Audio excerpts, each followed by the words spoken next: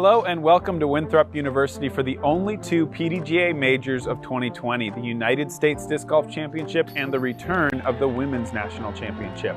We've got one of the biggest media teams ever assembled to bring you as close as possible to the action, considering we cannot have any spectators on the property this year in these unprecedented times. For the USDGC, our commentary team will be Philo Brathwaite and Ian Anderson, and for the Women's National Championship, we have five-time world champion Juliana Korver and Hannah Macbeth. As always, we've got the greatest players in the world here to compete for major championships over the next 4 days, but we've got to get going. We're on the first tee, and we've got players ready to go. Get this out of here.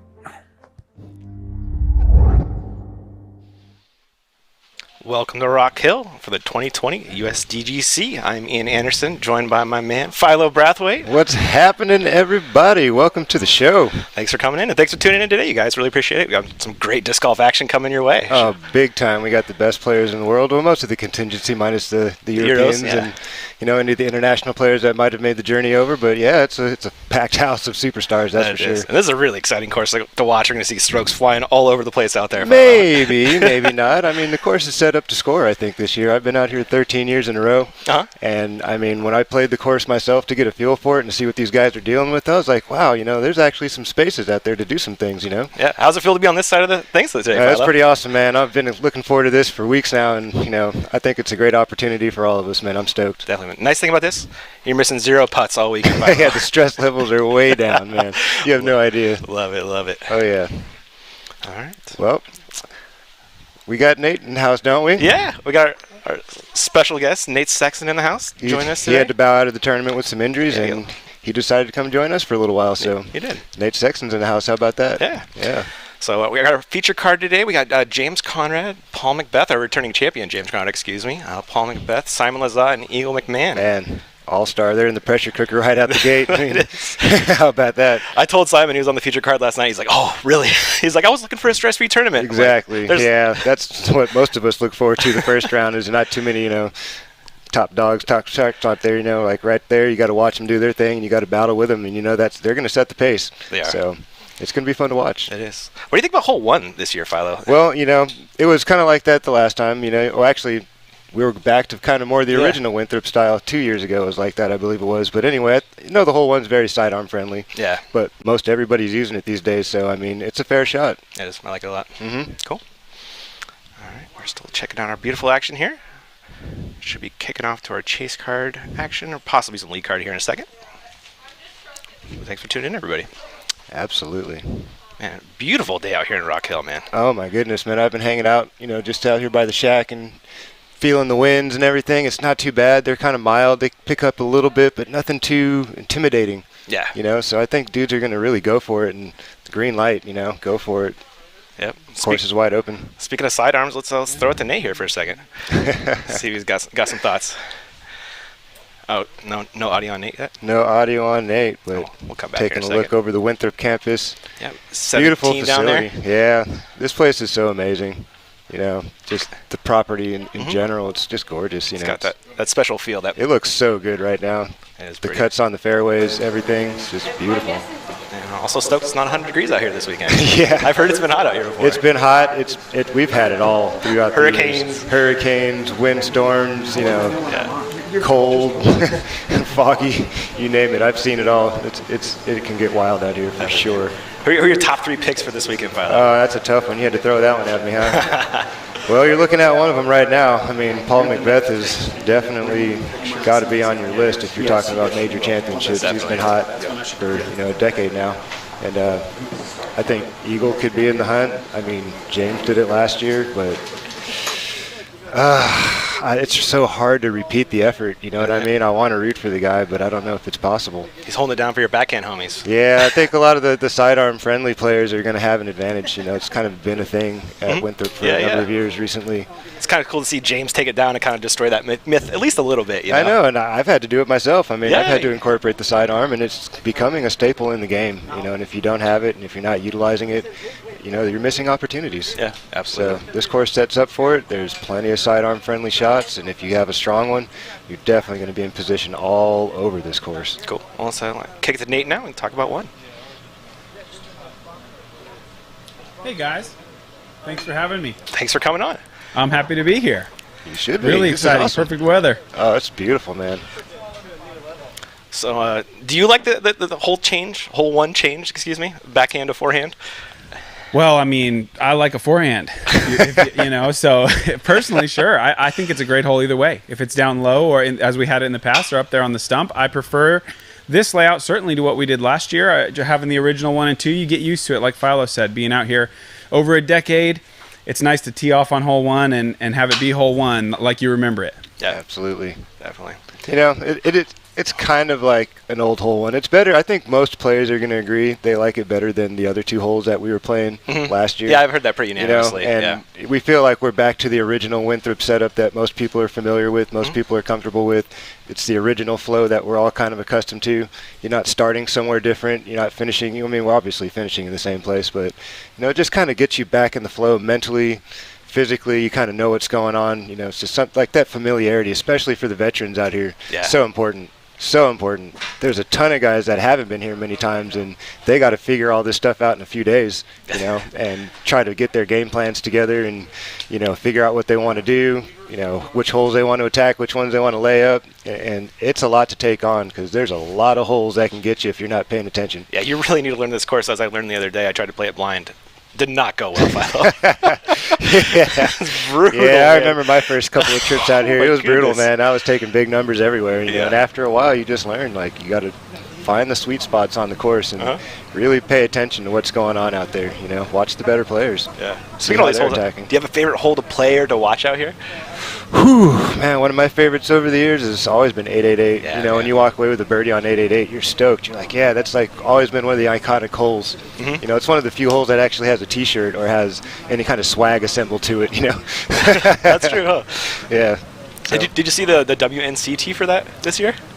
It's up on the berm, short left. Yes. Yeah. I did check that out. I didn't walk up there and actually visually go. There was a discussion about it when I was walking down the fairway, and they're like, hey, do you think the guys would, if the men played from that tee, they would try to get to the island in one? Yeah. And I was like, that looks a little far. Yeah. If you're feeling crazy, yeah, maybe. Yeah, I don't know. Maybe if those trees weren't 50 feet high. Yeah. Yeah.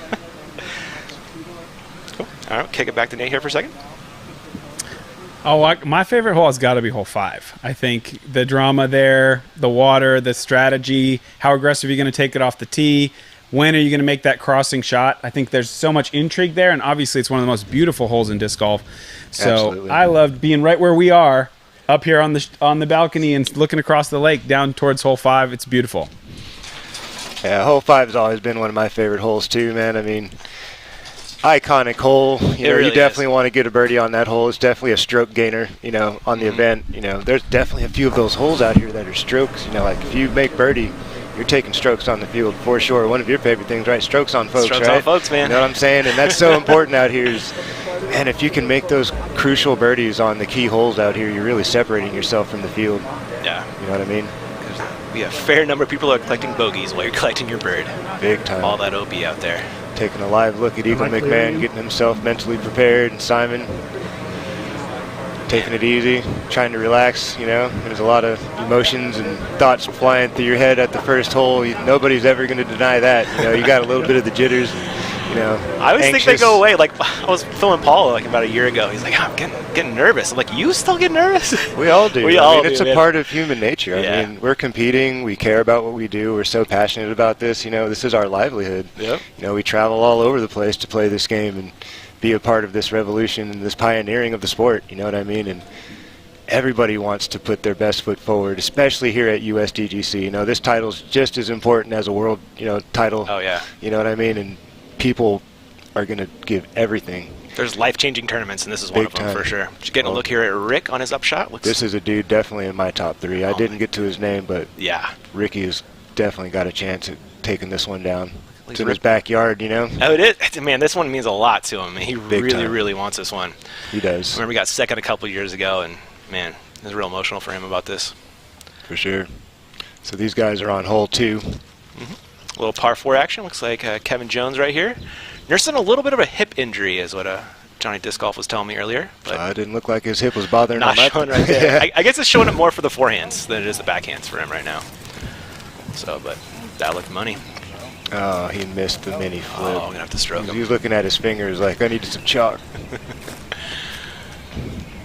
Got Vinny on the chase card as well. Calvin Heimberg, that is. Looking at Big Germ right now.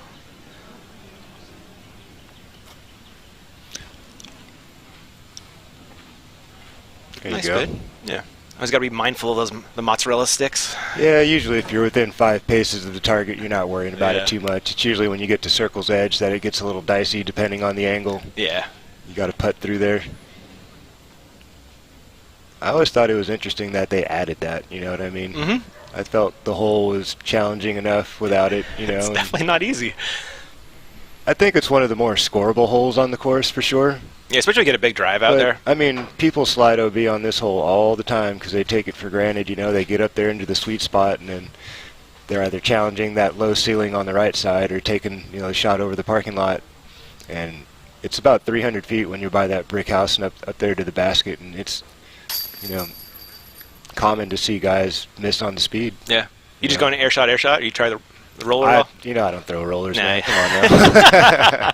Every once in a while I'll tuck a roller out there if it's a whole lot of space, but most times not. How about you, Nate? You going roller off the tee here? If I'm feeling it, yeah, that's definitely an option. It's a lot about the wind. If there's Okay. a lot of wind coming off the lake, then that roller is likely to push to the fence. It's a risky shot, but my best drives of my life have all been rollers on that hole. I could definitely see that. There's a little bit of low ceiling. Yeah, like you did. There is that OB on the right-hand side, which will catch an errant roller.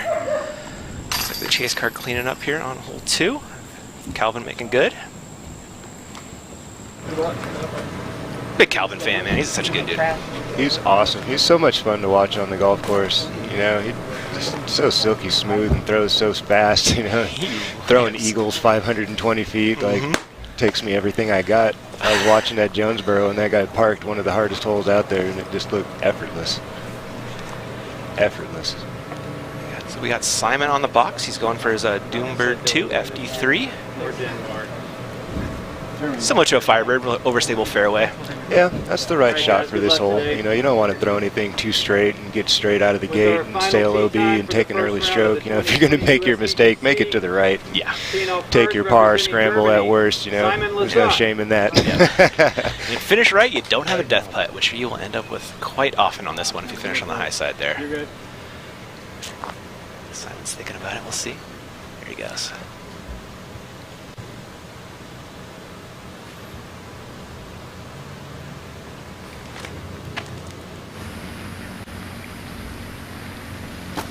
Oh, yeah. Oh, yeah. Well done, Simon. That's the way to start the tournament. That is, man. Let's shake some nerves off right away right there. Oh, absolutely. I mean, that's the beauty of hole 1, and that's how it should be. Is it's not the pressure cooker, but it just gives you a little boost of confidence, you know. Yeah. Get you out the gate. James Conrad, he's going for the Star Thunderbird forehand here. Don't see the forehand too often, but he's been working on it. I'm excited to see it. Yeah, me I too. haven't seen James for a while. There you go, James. Sit, sit, sit. Oh, a little hot. Oh, that's a putt he can run at least, though. Oh, for sure. Definitely a safe putt back up the hill. Yeah, he is a very aggressive putter. It's not just aggressive. He's a great putter. I mean, Oh, he's that too, super yes. smooth. You know, like I love the speed that he putts at. You know, it's like right on the pace. Looks like Paul Macbeth up next, reaching for a zone. Kind of an overstable approach disc. A little bit slower than our competitors before him have chosen.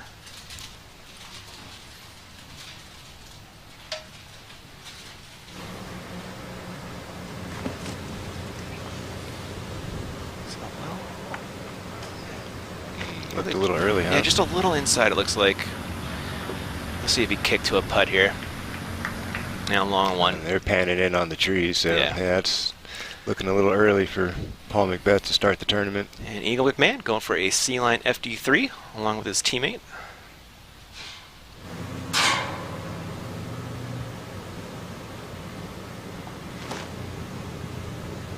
Gotta miss that. Looked a little. He bashes the faux rock out there, covering up some kind of, I guess, sprinkler system or something. I think don't a know. power transformer, I want I to don't say. know. Yeah. It's something weird under there. I didn't know it was fake until he hit it. And then I definitely knew. I remember when those things showed up, it was kind of funny. Like, what's going on? Did they put just some random big stones out there all of a sudden? And like you hit it with a disc and donk. You're like, oh. Look at Kevin Jones on 3. Leaking a little right, possibly? Yeah, he caught some foliage over there, but, you know, that's the spot to miss on this hole. If you're going to take a miss, you're going to miss, you know, safe. Yep, staying out of that hazard over there on the left. Yeah, you don't want to pick up extra strokes, you know what I mean? Obviously. I mean, come on, there's ropes everywhere. You see them. You know, it's blatantly obvious. I don't want to go there. You know what I mean? It's just the way you set yourself up, you know? That's what this course is all about. How do you shape your shots? How do you set your body up? You know, what speed of a disc are you going to throw? Yeah, that's a big one. You know, all of those things are huge factors, and it aesthetically doesn't look so hard. No.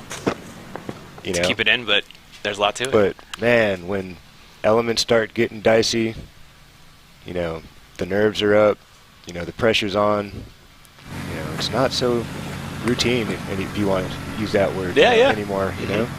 So it looked like we saw Simon and Paul both choose to lay up there, and you can't fault them for that, fellow. They were outside of attack range. Yeah, there's no need to pick up extra strokes, you know. Yeah. It's early in the game, you know, play it smart. You can't win it on a hole one, but you might help yourself lose it. Well, I doubt it would get that bad. It shouldn't get that bad. Here's Conrad coming back up the hill for the birdie look. Looks to be a little bit outside the circle. This is in his, you know, comfort zone, big time. He loves those jumpers, and I love watching them. Let's see if he even takes a jump.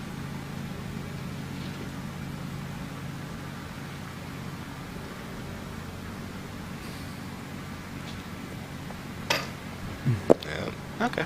A little hot. Yep. To be expected. Good want on it, though. Absolutely. I mean, better to be a little aggressive than a little shy. And, Simon with bife. Oh, sorry, next Simon. Yeah.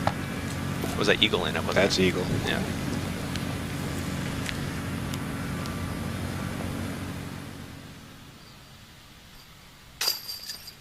No problem. Yeah. Making it in. Got James cleaning up his par here.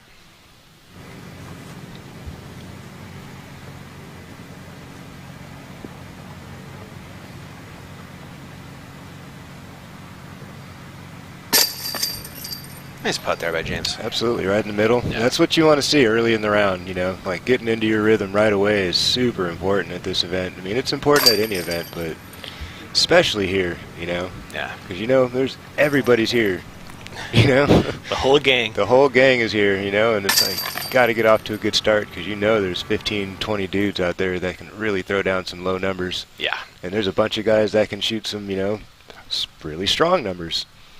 You know what I mean? Yeah. You can't come out flat.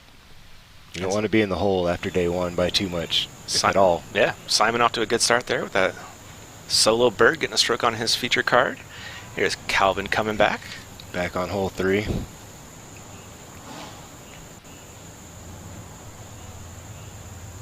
So he stayed short of that hazard.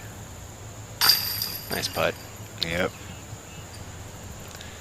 Got to be really comfortable putting inside circle 1, you know. Yeah.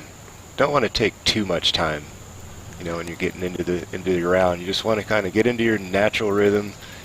Just do what you normally do.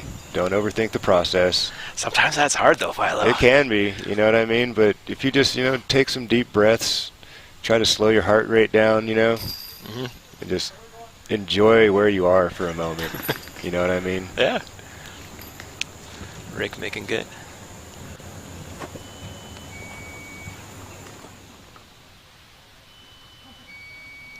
I'll be checking out hole 2 here in a second. Looks like Simon will be first at tee after that solo birdie. And it looks like he's going to be throwing a Glow PD2. Very overstable high-speed driver. That's actually a really nice place to be. Right over there, actually. That brick building there is 300 feet to the target. Oh, okay. So he doesn't have a whole lot of work left. You know what I mean? And he's got both options available, you know, open to him if he wants to go hyzer around the safe side or just go straight over the parking lot and attack. Conrad. He's going Star Wraith off the tee.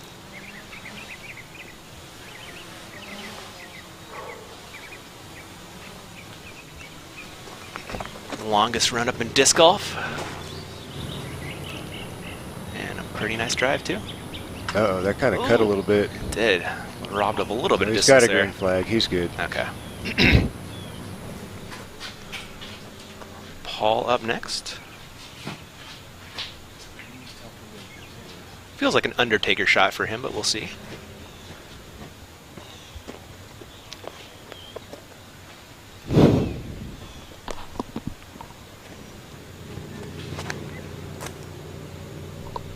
Paul's heading towards that same space that Simon was, kind of out there in the sweet spot in sunlight.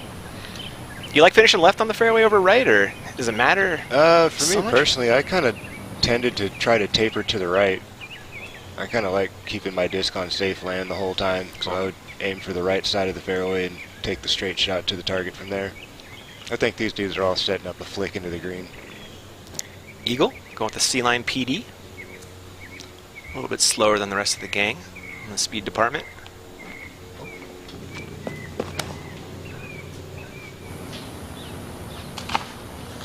Catches an early tree. He's going to be a little bit further back. Nice. He's got the power to overcome it if he chooses He does. to. I mean, he's got a 400-plus foot flick. He could take a shot over the parking lot if he wanted, but we'll see what he chooses to do. Yeah. Nate, you running it from there? What do you think? Tough decision. I don't think you're trying to make it necessarily, but I think these guys are in decent position.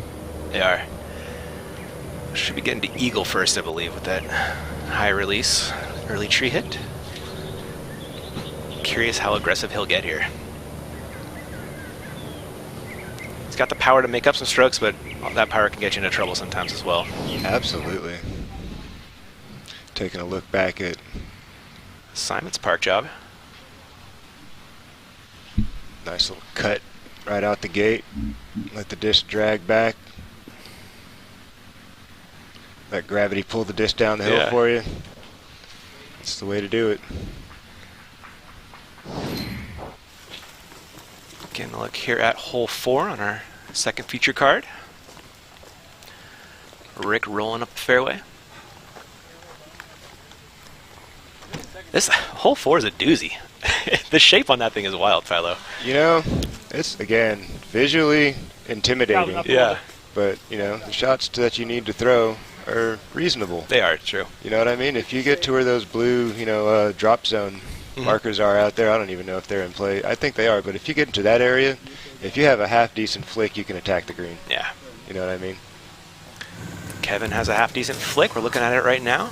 He was a little bit shy of being in position. Oh, he was. I mean, he's got a long look, but I mean, that's not the play that you want if you're trying to make 3. No, You know what I mean, he can make easy 4 from there, stress-free, but Smart second shot there. yeah, you need to be more pin high to that Mandy tree up there. You know, more level with that than that second shot. And Yeah. most dudes, most players, if you could throw, you know, a 330-foot shot straight, just pipe it right through that gap and don't make it turn any direction, you'll be right in position. Calvin looks like his Firebird, excuse me. There you go. That'll be in Vinny range. Yeah. Maybe a little bit long, but Probably looking about a 50, 60 footer from there. Something like that. how far away are you putting from, Nate, on hole 4? I think 40, 45 feet is about the max. The green is sneaky how slopey it is. You don't really see the slope on camera, I don't think, but you're only going to be putting from above it most likely unless you take a crazy roll. And I've seen a lot of people run a 60-footer, and it can kind of get away from you and get down under those trees, and it gets to be a bogey quicker than you'd like. Yeah, I was wondering if those trees came into play on that putt. So here is where Rick ended up. That's a great drive. That's the best spot you could possibly be. Yeah, you pretty much couldn't drop your disc in a better spot than where Rick is just putting or throwing from. Looks like a great pig upshot right there from Ricky. Take a look at Big Germ. This could be a Big Germ's drive too. Maybe it wasn't the best possible spot. This is even better. He's asking questions again. Why are trees? Why are trees? Is he going AVR X3 right here, Nate? Absolutely he is. Oh, great shot. Very nice. It's a great hole for Germ to attack, man, with his forehand. Taking the overhead look here at hole 4. Kind of a big boomerang-shaped hole, It if is you will. the candy cane hole, kind of. Yeah, back in the day, there was no mandatory, and you could throw big hyzer over the trees if you wanted to get onto the green, and it was one of those risk-reward things again, you know what I mean? Back then, you would try to filter out as far left as you could, you know, off the tee, and then just boom, big spike hyzer over the top, you know. And wow. Yeah, it's crazy how things have changed over the years. Even back in those days, I still played it how it is now. I still took the forehand, even back when there was no mandatory. You go roller off the tee on 4? No, I never did. Okay, you got a strong enough flick that you didn't have to do all that. That was Kevin giving that a bit, but it's going to end up with a par, looks Calvin. like.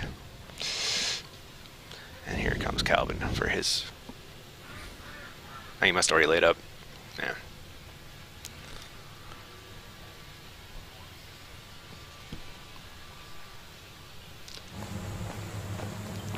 I really like this green. It's a cool one. It's a classic one here at Winthrop. It's cozy. Absolutely. Now, Vinny coming back. Looks like he gave it a run for the 2 there. Or sorry, the birdie there. Looks like it. Yeah. Pretty typical what you're going to see when somebody's out of position like Calvin was. There's nothing he can do. He plays that skip forehand. 60-footer is about as good as it's going to get. And then he made a valiant effort with a floaty putt, but that's what it's going to be like. If you're short of that corner, you don't have a lot of options. Not at all. Kev making good. Jerm looking to do the same here. No problem for him. Are you serious? Yeah, it was right when you were throwing. And Rick. Oh, no, you're good. Looked like Rick posterized that hole. It's good to hear these guys chatting and talking. You know, they're in a good vibe right now. Kevin's hopping along, skipping, having a good time. Ricky's smiling. You know, Jerm likes to talk. We all know that. Yeah. You know, it's cool when you have a good vibe. That's like a big part of the pleasure of playing this tournament. Just getting into those, you know, awesome vibes on your card and playing with guys that you really admire and really have respect for. Definitely. You know. Looking at James. Looks like his 3rd shot. Must have hit that tree on the up. Got to be one of his James Conrad AVRs. Oh, that's all greeny. Yeah. He makes a lot of putts with that thing. Yes, he does. Gets some aces with it too. Yeah. I filmed one actually. I bet you did. Up in Montana. Conrad's a fantastic player. He's been around a long time. Yeah. You know what I mean? He played in the Am Worlds that I played in as a junior in 2005 in Arizona. No way. Yeah, it was so funny. I realized there's a whole class of pros recently They're just sitting in there that were in that same, you know, at that same tournament. And I was like, wow, man, I felt like these guys just came out of nowhere. Ooh, Simon. Simon doing what Simon does. He's got one of the coolest putts in the game. Oh man, yep, spins it right in. Everything that guy does is pretty cool. You know, he was pretty cool. He's just a cool cat, man. Yep. Simon's one of my favorite dudes out here.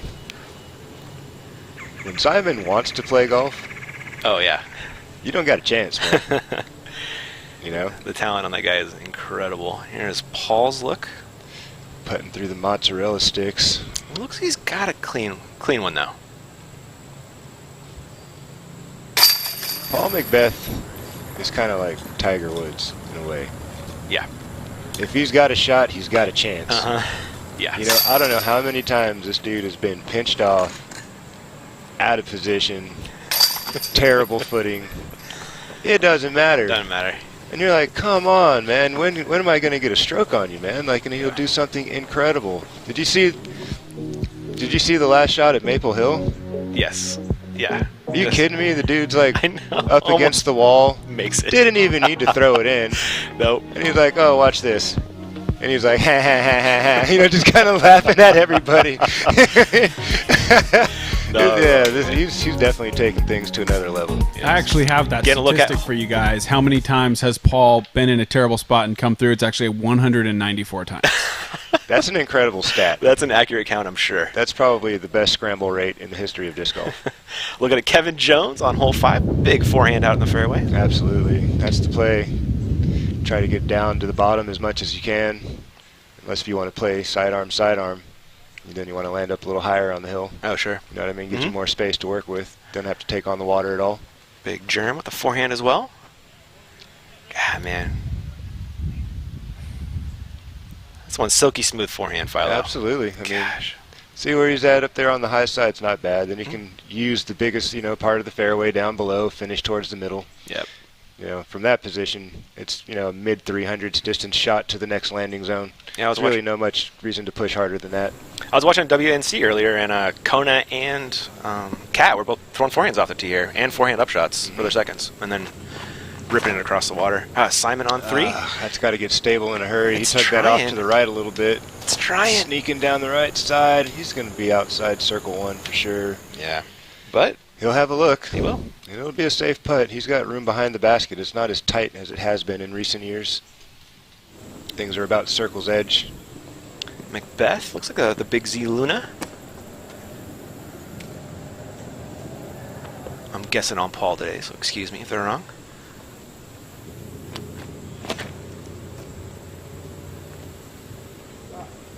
Needs to settle. Oh, it's a putter. That should stop. Yeah, nice shot there. Absolutely. Nate, you traveled with Paul for an extended period of time. I What would you did, say yeah. was your most valuable lesson you learned from hanging around the champ? Man, it was about 2.5 years that we were together in the RV, and I think his work ethic stands out to me when I think about, you know, how often he was out there practicing putting, or how long he could just go to a basket and just keep going, and I think that's a big part of it. He prepares well. He's got the mental game. He's got the physical tools. He's got the toughness. You know, that's what it takes to build the legacy he's been able to build. And he's still just 30 years old. Yeah, he's still got plenty of years ahead of him to do more work and try to catch up to the real champ. You know, Ken Climo. Yep. I mean, when you think of recent years, you know, Paul Macbeth his name has got to be on top of that list. You know. He's been Oh yeah, holding the it last down. 10 years, you're not going to get very far arguing for anybody else if you're talking about the last decade. Yep. Not to be overlooked is James Conrad park job with the AVR, Philo. He does this all the time. I shouldn't be surprised. You should not be surprised at what you see out of any of these guys. We all know what we're doing, you know. This is what we do. P3X from Eagle. Also a putter. It's gonna. Oh, that looks like he is in by the skin of his teeth. I think you're right, sir.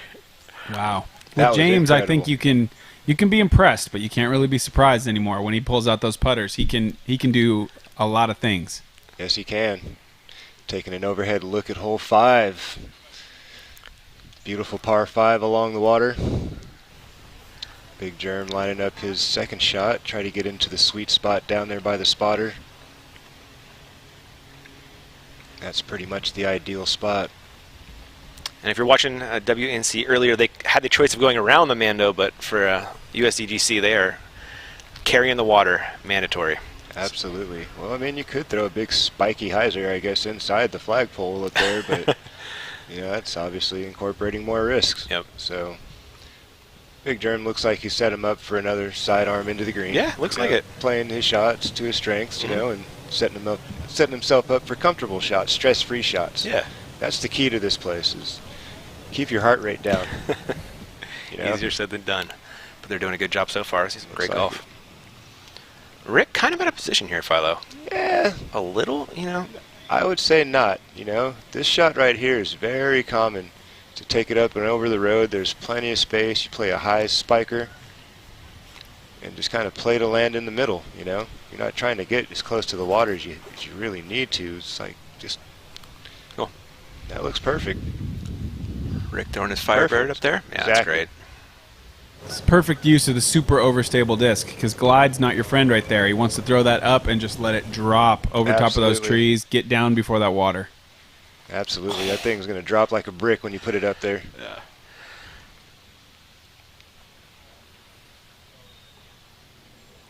I'll pop over to our lead card Looks here in a like second. Simon popped in a long one. Yes, he did. The heat is on early. Guys they're slanging them. They're ready. Absolutely. Looking Eagle to match. So Eagle is inbounds putting for birdie, but he's able to stand in the hazard because you don't get any relief from the hazard. So you play it where it lies, but he's putting for 2. Trying not to get big putted by Simon. Nah, no worries there, Eagle. Yeah, this is kind of routine putting zone for these guys. You know, Wide open. Yeah. wide open inside the circle, circle's edge. You know, I don't think many of us are intimidated by that putt anymore.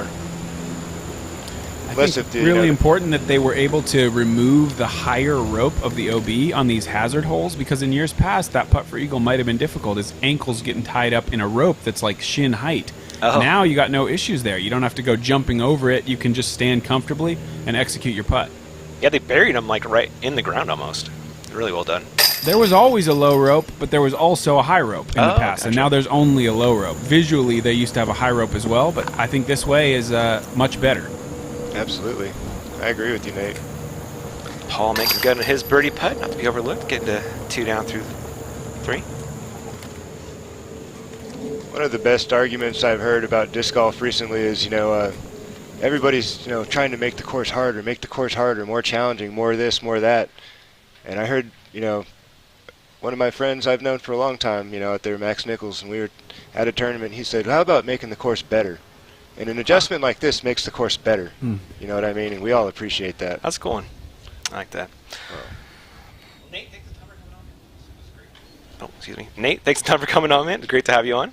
Oh, thanks for having me. I'm going to get out there, I think, and watch a little of this golf in person. Yeah, hopefully we can check in with you later in the week. All right. Have a good one, guys. You too. Thanks, buddy. Getting a look at Ricky Wysocki here, trying to carry the water on hole 5.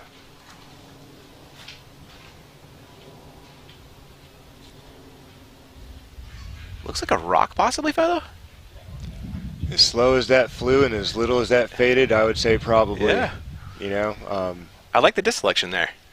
For his arm speed, absolutely. Yeah. I mean, he can throw a putter over there if he wanted to, but he chose to go mid-range, and he just kind of burned it over a little bit too much. I think with the mid-range, you can be a little more aggressive to the target. It shouldn't fade as much. Yeah. And that's where the mistakes happen, is the early fade out, and then you find yourself in the water. Yep. Kevin with a bit of a balk right there. Just gonna look at it again. There's a little more right at it, Philo. Yeah, that looks good. And that's going to fade and hopefully bullseye that. Oh, Kevin Jones. Boom. Wow. Boom. Gotta imagine that was a putter out of Kev. He's great. That looked mid-range. I I think if it was a putter, I think he would have thrown it up a little higher, a little bit more angle. I think the mid-range was a more of a penetrating type of a flight pattern there. Yep. Defer to the expert on that one. Just my opinion. No, I'm sure you're right. Vinny's lining up his shot to cross the water.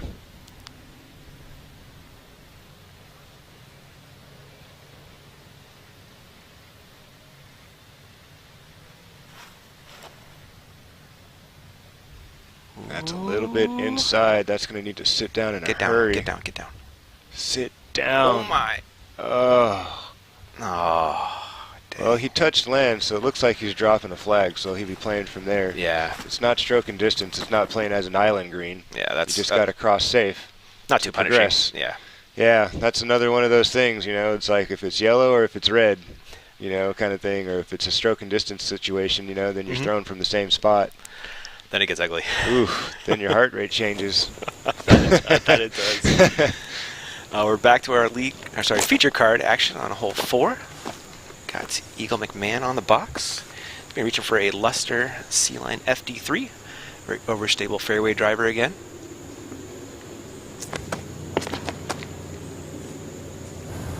This looks great. Yep, there's that sweet spot I was talking about, just a little bit past the mandatory tree. It's not the longest throw, but it's a very straight shot. Either way, if you're throwing the flick or the backhand, you got to shape something a little bit left to right out the gate, and you kind of have to throw it to the highest part of the ceiling and just know that the ground, because it's an uphill shot, the ground and the airspace will eventually meet together. You know what I mean? And just be out there somewhere 340 feet. It's not super far, but the technicality of the shot and the speed control is up there. Looking at Ricky's bid here. Oh, he was about to walk that one in. He was. I was about to walk it in for him. It's a Ricky putt. They're usually in. Most of the time. He's trying to keep pace with Heimberg, who's probably going to be putting for his 5 now, par? right? Yeah, probably the par. Big Germ. Trying to get back to even.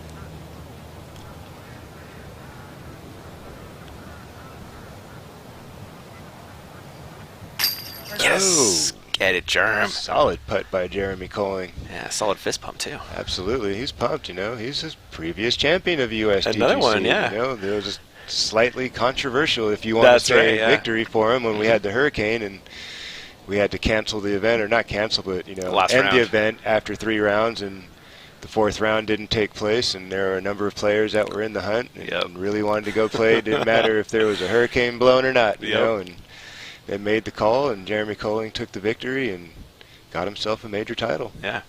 And I'm sure he would love to do it in 4. Definitely. But, you know, a lot of tournaments are 3 rounds, you know, you can't. Most majors aren't, though. No, I'll give you that. You know what I mean? I'll give you that. Vinny for the par save.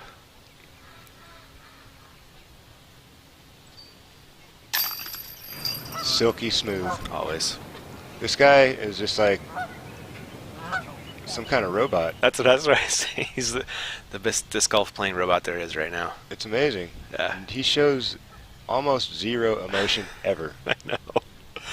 If I could do that, I'd probably be as good as him. I wonder what's going on inside the head, though. You know, I mean, it might not come out. Physically, maybe not as talented, but I mean, you know, he doesn't make many mistakes, and when he does, he recovers incredibly well. Yeah. You know, I think it's because he keeps his heart rate down. Yeah. And he keeps it cool and he keeps it calm, and it's a lesson to be learned for, you know, a lot of players out there that are passionate and desire to play great golf. You know what I mean? And it's a tough thing to do, to manage your emotions. It is. I think he's kind of got that engineer, kind of logical approach to it or something. I don't know what it is, but yeah. Good on him, you know. Looks like Paul went long on the drive here, Philo. He's a little bit out of position, but he can still shape something in there. It's going to be a Paul Macbeth, you know. Oh, no. Oof, that was a big miss. Yeah, it's suboptimal there. Yeah. I could see what he was going for, and he had some space to work with, but he really sawed that one off, and I'm not sure if that progressed much through those trees. It didn't sound like it. In the middle of it, or hopefully at least he could really be scrambling for a tough 4 now. Yeah, Eagle in a great position here. Yeah, he's in the ideal spot. You can just throw it right inside where that shadow meets the sunlight there, and just play for a big hard skip with something overstable, and should leave yourself with it, you know, inside the circle putt for your 3.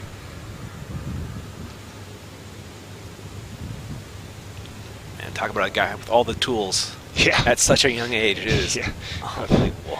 He may be young in age, but he has many disc golf years experience under his belt. Yes, he does. He's been playing a long, long time, and he's been in a lot of battles. He understands what he needs to do. Yeah. You know? I threw a great shot right there. Should result in a birdie for him. You know who I missed on hole 4 this year? You wouldn't know, because this is your first time. What's that? Rock Searle. Oh, the guy with the pictures, right? Yeah, the guy who takes your picture if you make birdie on hole 4. I'm sure, man, I'm bumming not seeing him out here. He's always so happy to congratulate the guys. We should have got him like a media pass or something. Yeah, I don't know, man. It's a tough situation this year all around. It is. It's a weird one for We've sure. We've all been battling some stuff out there. Nice shot by Simon. I think he's right on circle's edge, I believe. About what he could do from there. Yeah, I don't think he liked it too much. I think he knows he could have got a little further in the cubby hole there. And he's going to smile anyway. That's what Simon does. He's the best, man. One of the better YouTube channels out there, too, man. Absolutely. He puts out some amazing content. Kevin Jones tee shot, and I'm not sure about from his reaction how much he liked that shot. It didn't look great, maybe a little high, I want to say. Calvin? Bet he's throwing some kind of an eagle or something like that. Oh, yeah. That looks like the same eagle he threw at Jonesboro, and that looks a little bit early. We might not get that eagle back. Yeah, that one's wet. It's hard to see. Yeah, that's a splash right there. Yep. That hurts. Wouldn't expect him to saw that shot off so much. I know, you yeah. know what I mean? There's so much space out there to the right on hole 6. You know what I mean? If you shape the disc just a little bit flat out the gate, and just kind of drag towards the big mature tree out there, and then let it get that power skip, you're on the beach every time. Yep. There's really no need to be super aggressive to go directly to the beach, you know? Yeah. He throws fast enough to do that, and I understand what he was going for, but man, that's a big mistake. He's going to have a long putt for his par. Yeah, he's counting on a 2 on that hole. You know, it's pretty routine for these guys. Back-to-back mistakes, you know, I mean. JC with a long bid. Get it. Oh, my goodness. He's definitely one of the better long putters in the game. Like I was saying earlier, he's just got really good speed control. It does, yeah. It didn't get crazy. Even though a long putt had great speed on it. Absolutely, and they're like diving out right at the basket if they're not diving in. Yeah. Simon's just a little bit outside where he would like to be. Made one this Still far a super makeable putt. on hole 3. It's still a very makeable putt. So he's got a back-to-back banger for us.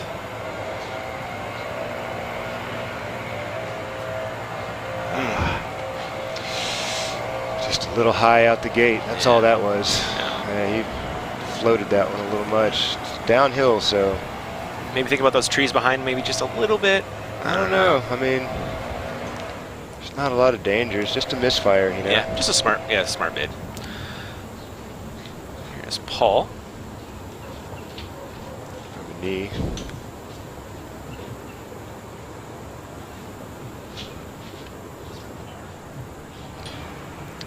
I think this is for par. I think so too.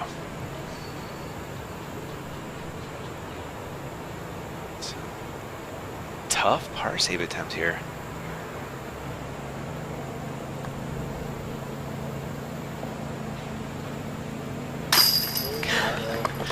Like you're saying, Philo. Just when you think you got a chance, then he does stuff like that. Yeah, he just proves- ratchets up the focus. And he shows you once again why he's that guy. Yeah. You know what I mean? It's hard to deny it, whether you're the biggest Paul Macbeth fan or not. You know what I mean? It's just truth is truth. Reality is reality. You know what I mean? Yep. He does it more consistently than anybody else. Eagle forced to go to the knee here for his birdie bid. Slightly out of position, but not bad. Nice. Well done, Eagle. Eagle seems to be getting in a little bit of a rhythm here. Yeah, look at our feature card, all sitting under par right now. These guys all know they got to put their foot on the gas pedal and go. Yeah, like you mentioned, it's a scoreable layout this year. It is, and there's a lot of spaces for these guys to be extremely aggressive. And oh no, Simon. That's a weird very un-Simon-like there. one. It was. Just a momentary lapse of focus, it looks like, but it happens to the best of us. Well, best of them. I shouldn't include myself in that. Here's JC picking up. And here is Simon coming back for his unfortunate bogey. Dang. Yeah, I feel you, Simon. Yeah. Definitely want to try to avoid the inflicted strokes, you know what I mean? Like, it's one thing if you get a bad break and you pick up a stroke, but you don't want to just do it to yourself like that, you know what I mean? Those are the ones that hurt. On to hole 5, Philo. Tell us about it, man. Yeah, we were talking about this earlier. Hole 5 is one of the marquee holes on this course. It's definitely one of the most memorable. You know, it feels amazing to create birdie on this hole, to make birdie, and, you know, there's 2 shots to throw to get yourself in position, and then you got to decide how you want to get over the water. You're going to take the hyzer route, or do you have the speed to throw the sidearm? And it's all about angles. It's all about angles and distances, you know. You want to get into the spaces where you're comfortable. That's the key to this course. So you got to find those money spots, those sweet spots for you where you're like, okay, I'm super comfortable throwing this shot right now. Yeah. Yeah. Part of the plan, right? Absolutely. Yeah. Are you going destroyer off the tee or like something slower usually? Usually for myself, I'm throwing a rock off the tee. And I'm just going to throw it straight out the water with something that tapers a little bit to the right and just kind of land wherever out there in the fairway, and then I can, it's dealer's choice from there, depending on the conditions. I can go another mid-range and throw another 3 1/4 up the fairway, get past that big mature tree out there on the left, you know, and put then myself 375, you know, 400 feet. I'm comfortable throwing that shot. You know, I've done it a bunch of times, you know. Yeah. Everybody attacks things a little bit differently, you know. It depends on what kind of skills you have. Yeah, it was interesting, the WNC, like 2 of the ladies played around the flag and 2 of them went over the water. It was a real fun watch this morning. Hope you guys tuned in for that. So it looks like Eagle will be taking the box after that miscue from Simon on the last. And Eagle will be throwing a cloud breaker off the tee. Something not too stable. It's going to fade towards the water, but still give him a bunch of distance. Yeah, this is again, pretty routine shot, if you will, for Eagle. He does this all the time. There's nothing to stress over. He's just going to pick a spot out there, let the disc do the work. You know, just throw something he knows is only going to fade. You know, work its way away from the water, be down right about there. That's prime time position. Yeah. Now you have option to go whichever shot you want to get to your landing zone. Yeah, kind of do that glidey disc on hyzer the whole way up there. Real smart, safe play. Absolutely. That's the key, you know. Play smart, play to your strengths, keep your heart rate down, keep the stress levels down. Paul going for the forehand off the tee. I'm not surprised. Yeah. Might be he does have a fantastic forehand. Burn that one over a little bit, and it should be plenty overstable. Yeah, there's a ton of land out there. Hey, you can't see it from the tee, but there it is. Yeah, it's a visual deception off the tee. Yeah. Like, where is the water? Kind of like an infinity pool type of deal, you know? Just goes right in the pond once you crest that hill, it looks like. That's what it looks like, but there's actually about another 150 feet of land from where that little hump, you know, towards those two little bushy trees out there. That's pretty much what you're aiming for. You're going to throw it at those things and right action after that. Conrad? Setting up some kind of a wraith or something, huh? Told me he was throwing a leopard, excuse me. Yeah. But he might have switched it up. That's not a leopard.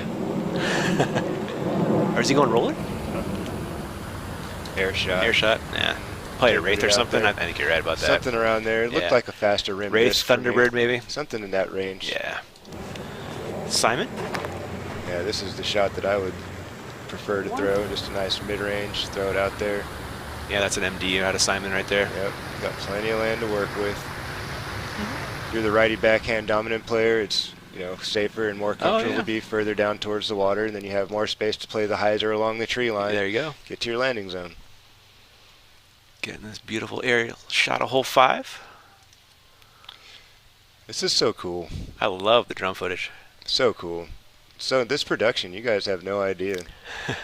It's off the charts this year, guys. Loving it. So we got Chris Dickerson taking a live look at the leaderboard. Off to a hot start, 11 down through 16 holes. Anthony Barella, 8 down through 11, so they're playing together. And a bunch of 6s so far. And 6s are not a bad number. I kind of put it at 8 was the number over the course of 4 days. If you could average 4 8s. You know, I have a feeling there's going to be some guys that are going to shoot some digits, and I said that. I have a feeling some guys are going to shoot multiple rounds and, you know, shooting double digits. Yeah, with some of those changes. 8s aren't going to be good enough for the win, but 8s will get you in the top 10. Yeah. So it looks like Calvin and KJ USA missing that triple Mando. Oh no, he's at the drop zone. Yeah. Yep.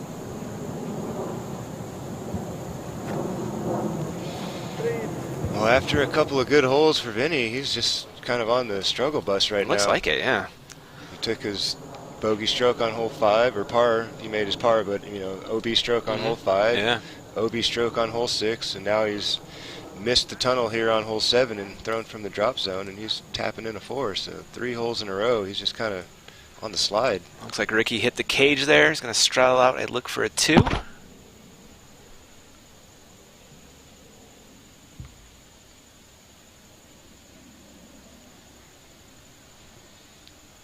Oh, Rick. Good bid. It was. I got a humble brag and some self-deprecation, Philo. Let's hear it. This is my only birdie of the day when I played this course. Well, it's a great birdie. I mean, again, this is a hole that's also had a facelift over the years. This used to be the infamous bamboo hole. Yeah. It was like the half circle or most of a circle, kind of a Pac-Man looking thing. And you still had that same space that you had to throw it through, but you could throw the big spike hyzer over the top. You could throw the flick. You know, a little bit more variety in shot on how you could get there. Now there's, you know, this triple mandatory, and you got to go through the mouth, and it can be intimidating at times. It's not the longest hole, but you got to trust yourself to throw it straight. Yeah. You know, there's not a lot of room to shape something in there. No, there really isn't. It's just right in front of you. It's right there, and most guys are going to take a putter at it, and it's really easy to yank a putter offline. They like to drift. That's, you know, more than likely what happened. I saw Katrina Allen throw a forehand at it today. Which surprised me. Taking a look back at Jeremy Colling's drive just moments ago, just pipes it right through the tunnel, right outside the bullseye for a tap in.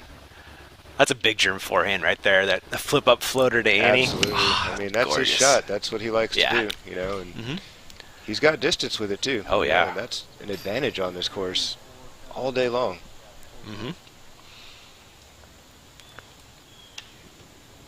Looks like they're waiting on some guys out there on the fairway. Tee-pad at hole 8. Another look from our drone shot above hole 5. Out of Winthrop University. Yeah, there's some differences out here, man. We're used to seeing hundreds of people lining the fairways. That's right. You know, we just, that vibe, I miss that vibe, you know what I mean? And I'm sure the fellas miss that vibe too, you know, to have the energy from the crowd, you know what I mean? And it's just crickets out here. And and it's good for concentration. But, you know, we kind of missed that. Yeah. You know, it's kind of sad. James Conrad looks like he's got a mid here for the second shot. Told me it was going to be an MD4. We'll see. Yeah, it looks like it. That's got to fade out a little bit. Should. That's not where you want to be. No. Good news is he's got the distance to get across the water if he really wants to, but I mean, does he want to? He does, but, you know, the shape of that shot, and if it depends on what the wind's doing out there, I mean, he definitely wanted to finish more left than that. I mean, I guarantee you that. It was not a great wind when I was out there earlier. It depends on how pinched he is in those trees there, you know what I mean? It could, you know, alter his run-up and his swing. And it makes it complicated, and then he's probably just going to lay it up and then pitch it over. We'll find out in a minute. Yeah.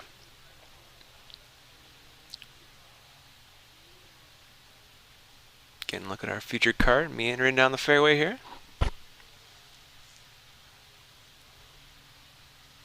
Yeah, we're so fortunate to get to utilize this beautiful Winthrop facility. Yeah. You know, it's been one of the premier, you know, disc golf events for 22 years now, you know, and the prestige that this place holds, I think it really revolves around this campus. You know what I mean? And the fact that we get to play on something so well manicured, so, you know, the attention to detail, you know, the staff, the volunteers, the cart rides, you know, to and from the parking lot, from the warm-up area, you know, the hospitality, the players' packages, you know, all of those things, you know, just make this place so special and unique. And, like, earning your way here is something else that's super special. I really love that aspect of it, I mean, it's not a tournament that anybody can just sign up for and, like, hey, I'm here. So this is what I was talking about. You were James talking Conrad about this. Out of position, so now he's just going to have to chip something over where he's got a good angle. And yeah, he's just got a putter right now, just laid up to the front of the fairway. You know, and honestly, I would have imagined he would have thrown that a little bit more to his left, so he has a wider angle. You know, now he might have to shape something across the water. You know, it's if that's what he wanted to do, but I mean, just seeing from my perspective, you know what I mean? Like, this is all about angle play out here. You know, and having the right angles to attack is important as anything else. It looks like Paul's going to try and pick the right angle to attack this green, Philo. Well, you know what Paul can do, just about anything. Ready to watch it.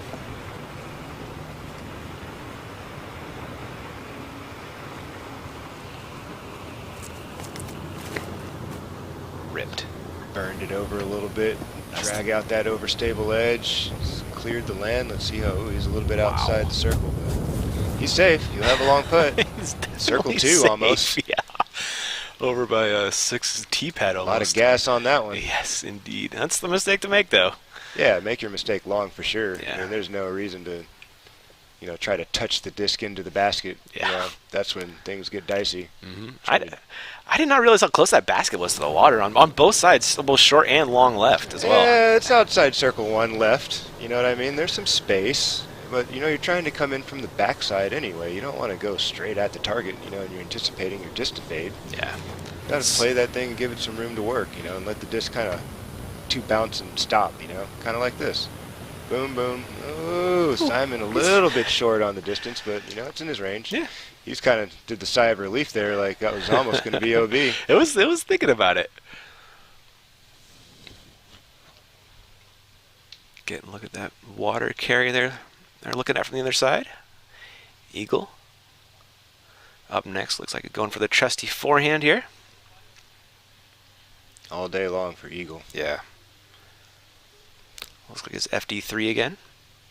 He's just got to pick a spot and commit to it. Got to lead your receiver, right? Oh, he's going aggressive. Oh my goodness. I had a nice checkup on it, though, with all that edge. So I could have easily flared out and skipped. Well, he's circle's edge. Got a little bit more than he wanted, probably. But, I mean, again, he's comfortable there. Yeah. You know, obviously, closer the better. But Great putter. I'll show it off. yeah, everybody in this field can make putts from circle 2. You know what I mean? It's getting wild out there, Philo. Yeah, the level is up. It is. That is for sure. That was one thing that was definitely noticeable at the beginning of last year even. We had a lot of the Europeans, you know, and our international contingency out here. The level was up. Across the world, the level is up. People have been watching, they've been studying, they've been practicing. They're they've starting been training. younger. They're starting younger. Yep. It's incredible. Conrad with the 4th here. Looks like it's JC AVR. That's got to hook up in a hurry. Kind of a long putt for the 5 here. Yeah. That was a little extra safe.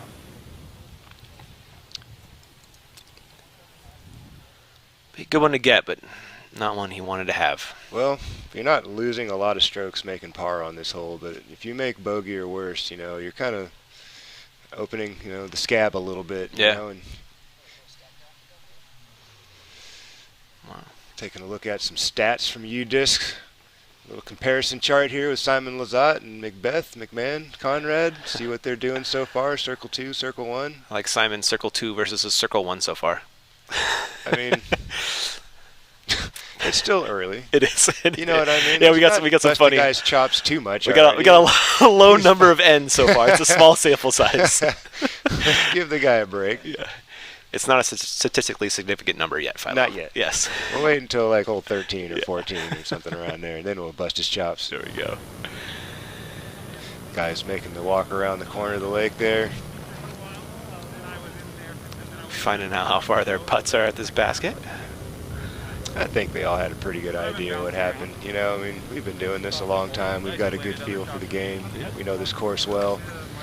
You pretty much know what you got as soon as you leave it. As soon as it leaves your hand, you know, you're like, well, that's trouble, or that's the one. Yep. You know, it's kind of instantaneous. I'm sure as soon as that last shot left James's hand, he was a little bit disappointed with the effort, but he can make up for it. At least know? it's a 1-stroke mistake instead of 2. It is. Yeah. And it kind of feels like, too, when you're this far away from the basket, you got to work this hard to save your par. Yeah. You know what I mean? He knows he can make birdie on this hole, and now he's working hard to make par. Yeah. Let's see if he can make it happen right here.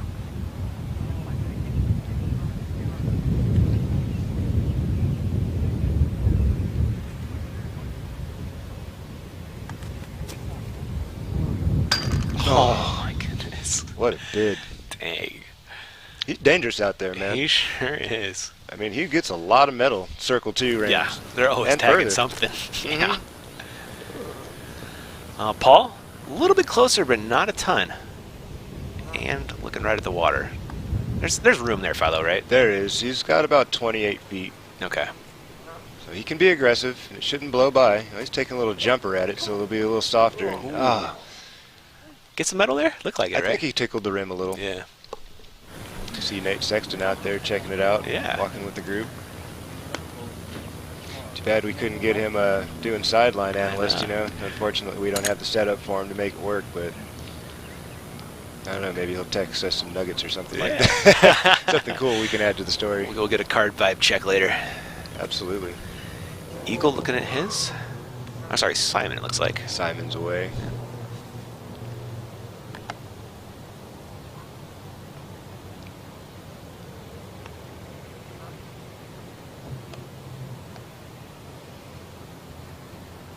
Oh, low right out the buddy. gate. Ah, Yeah, one of my favorite things to remind people when I'm teaching them is you got to put your hand in the basket. You know, you want to see your hand cross the height that your eyes are looking at. Oh, I like the this. height. You know, you're Yeah, looking yeah. at that airspace in the chains, and you got to see your hand cross that space. Simon's hand never got to that space. yeah, it was low the entire The time whole there. time, yeah. We're getting a little closer even more. Here's Eagle for birdie.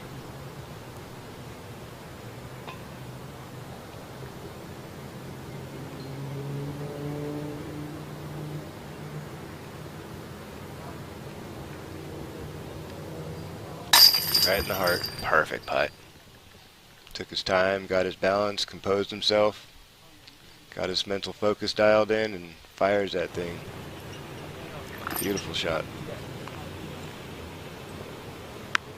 Simon looking at that one again, wanting it back again. That's 2 holes in a row. He left one out there. That one's a little tougher than the last, though. Paul cleaning up his par nicely. James will come along for a bogey and Simon for a par, I believe. There's Conrad slipping back. Eagle taking that feature card lead with his 3 down through 5. That's a solid start. Where are you feeling through 5? What's your? I'm happy if I'm 3 down through 5, honestly. I mean, it's tough to earn every birdie on this course. Sure. They're out there, but it's tough. They're not just gimmies, you know what I mean? You got to throw good shots, you know what I mean? There's no denying that. And And this is a hole that requires another one. Hole 6, we were talking about that when we saw Calvin on the hole. You got to put the disc into a good spot out there left of the hole. Give it some space to drag, take a couple of skips and land on the beach. You know what I mean? It's all about the angle of attack. You don't want to aim right down the middle of the fairway. Just throw something you trust is overstable. Let the disc do the work. Yeah. There is that OB to the right, which I feel like might have entered some players' minds on that. I think on our it's chase so card. pin high to the hole that you're basically throwing the disc for that distance. Okay. Does that make sense? Yeah. Like you're like, okay, if I throw the disc at those stakes and know that it's going to get overstable, it should finish at the hole. There you That's go. kind of like the mental visualization that I have when I'm looking at this hole. So I'm picking a spot out there in the foreground. I'm not worried about where the basket is. I know where the basket is. You're picking your arrows on the bowling lane? Exactly. I'm using my Joe Mez shot tracker, if you will, to say, okay, this is where I want the disc to go. Yeah. And then it's going to make its move. Eagle on the box. Going with the color glow. Yeah, he's taking a MD3. sharp angle on that. Dragging it wide, playing for the one skip. Looks like he caught the foliage of the tree on his way down, but he's safe. I got some I side kind of like the straighter look to the flight pattern out the gate. Not so much spiking kind of a hard hyzer angle. I like it when guys kind of shape their shot kind of flat, ride the tree line, and the disc just naturally gets overstable, runs out of speed. Yep. I got word from Nate Sexton that was a Thunderbird out of James on 5 on the tee. Yep. Look at you, man. Yep. Look at you. Paul, this looks like the business. Maybe a little wide? No. Yeah. Oh, he hit a stake and came back in. Did he not? He totally did. Oh, come on, man. World champ love again.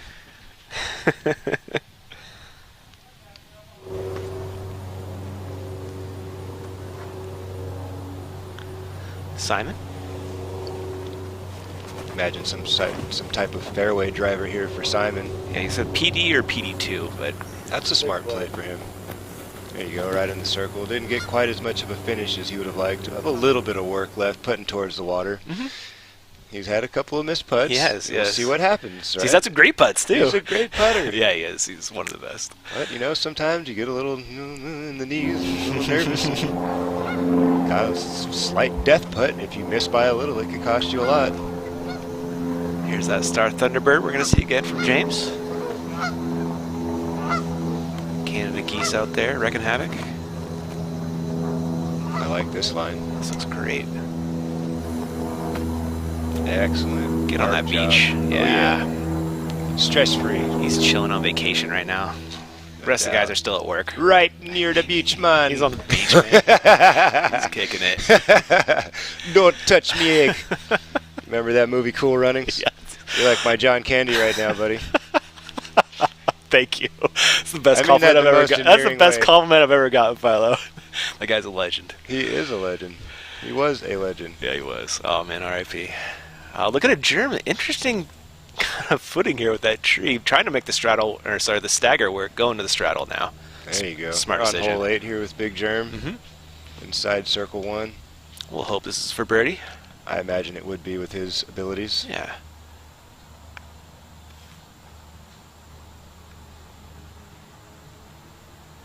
He tugged that one right out the gate. Got to keep the hand in the body, right, Philo? Is that what you Gotta say? keep the arm within the frame of the body. That's one of my big, lessons when I'm teaching people.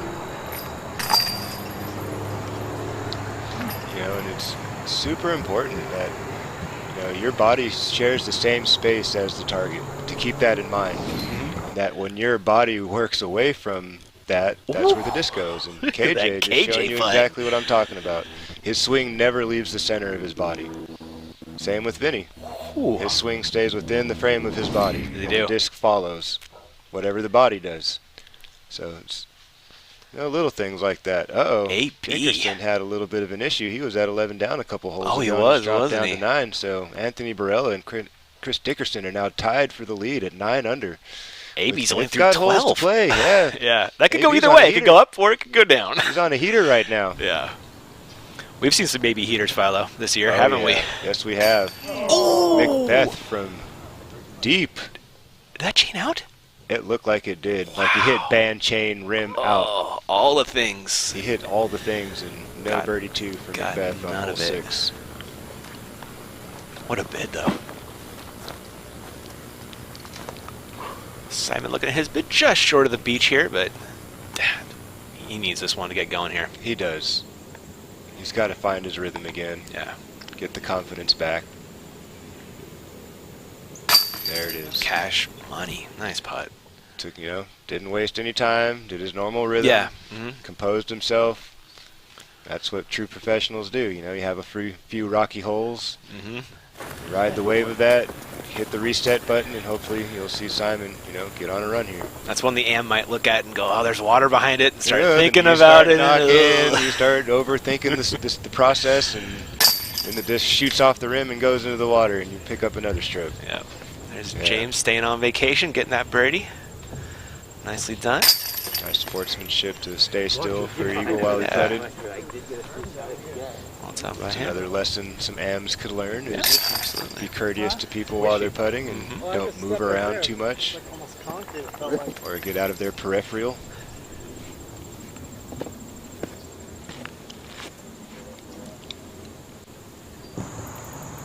Taking a look at hole 9 here. They changed this one up a little bit too. I like this one. I do too. You can get very aggressive off the tee. And if you make your mistake out to the left, you can save your 4 pretty comfortably. Yeah, so this one you're playing to a very narrow, straight fairway, and then there's an island green after that, and you have to keep throwing from the fairway until you make the island green, right? Looks like Calvin just posterized that drive. Yeah, that's where you want it.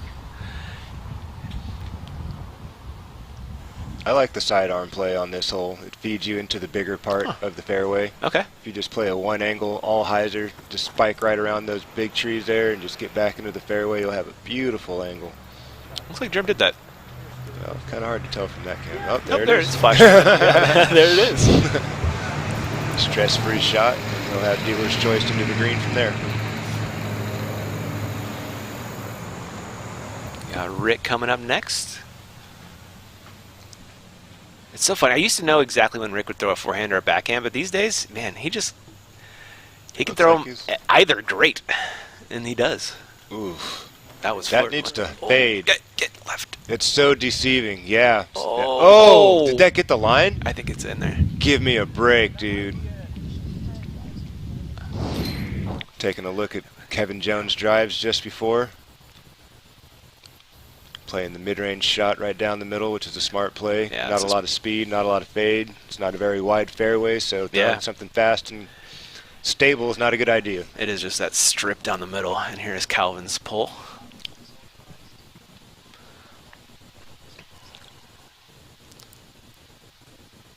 Nice drive out of Vinny right there. You got it way up there.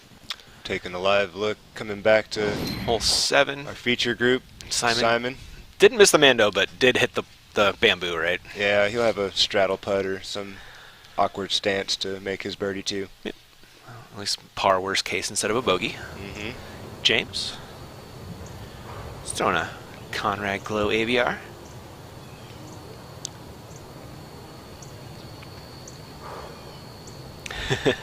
This is one that'll make you think about it for a second. Do it. Do it. That's money. That's so good. Absolutely money. Wow. He's got full control over his putter shots. You know what I mean? Full confidence in you. Yeah. It's the right play for this hole. It is, isn't it? It really is. You want something that's going to hold a really straight line and have zero speed once it hits the ground.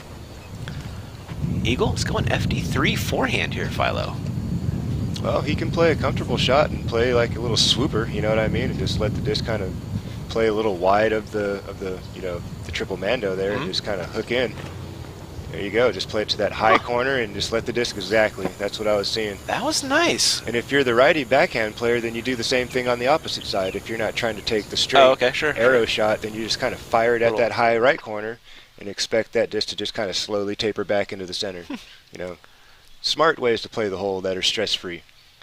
Because if you make your miss and you aim at the wall, at least you're going to hit it. You know what I mean? But if you like aim in the middle and you pull your swing, that's when things get a little scary. Paul, looks like that Luna again. Paul knows how to keep his swing down Broadway. Yeah, like low line drive throwers, Absolutely. Paul. Absolutely. Stress-free. Tap in for his birdie. Yeah. Take another look back at Conrad. full commitment, full body follow through. Man, hyzer flipped it just perfectly flat. Perfect. Excellent form and technique there. Talk about the angle control, man. Yeah, and it was kind of Climo-esque with his body motion there. Did you see that? Yeah, yeah. Did you see that follow through, that low kind of like shoulder turn at the end, and the foot comes up in the back? He's kind of got that. He kind of does. That champ body style too. He does actually. Yeah. They're both long and broad dudes. So. Yeah. We're gonna look at Ricky on 9. He looks like he was hopefully just in bounds. This is his approach to the island green. Let's get some green flag. Down. There it is. Go. Green flag. Nice. Yeah, we were talking about this is not a deep green. It's wide. Not. So from in front of the basket where the OB stake to behind the basket, it's about 25, 26 feet. Not a lot of space. No. Right, but it gets wider as you go further out left. So imagine hole 17 and you flip the script. Oh yeah, sure. And that's what we got here on hole 9. And yeah, you don't have a lot of space on the right side, but if you play your shot just right of the basket to fade left of the basket, you should have plenty of space. Vinny's doing that with his Rhino. He doesn't even, yeah, it's stress-free. Stress-free. Vinny with that Rhino is pretty automatic. Yeah.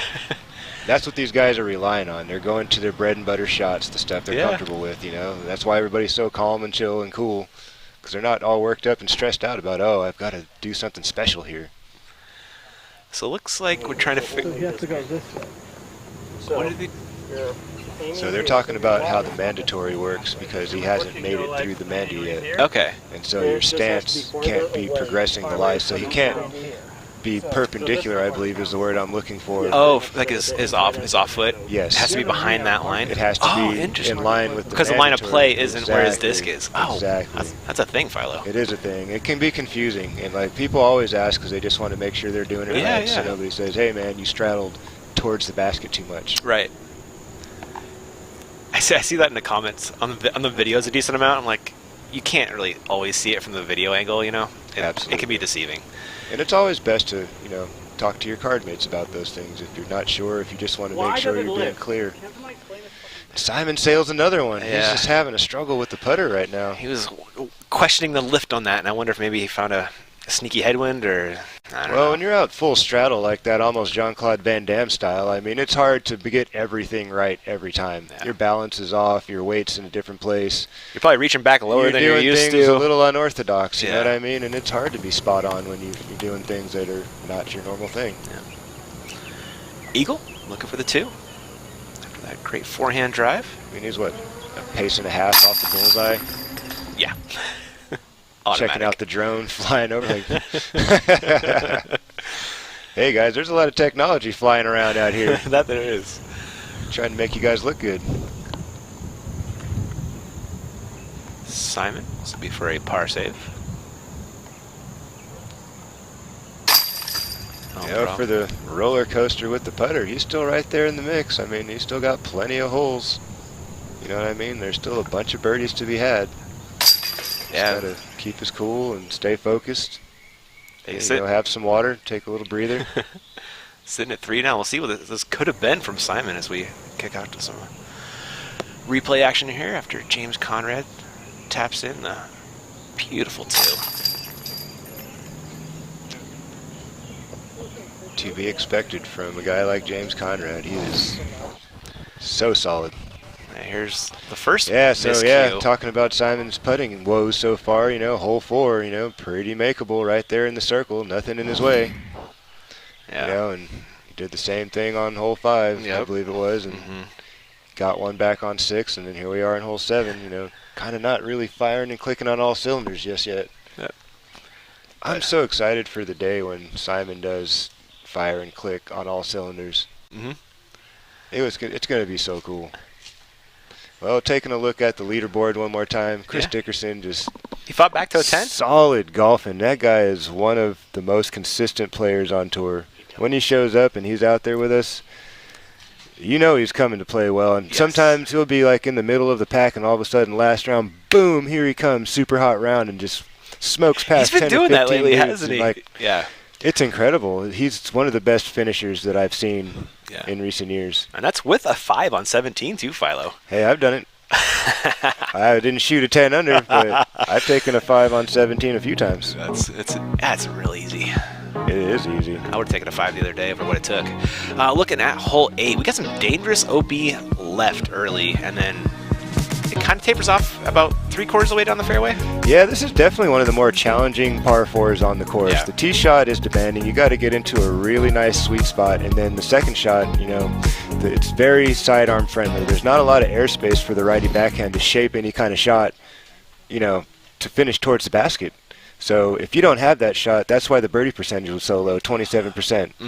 And not everybody has a dominant forehand that they can really just work that second shot right onto the green and not have to work too hard for it, per se.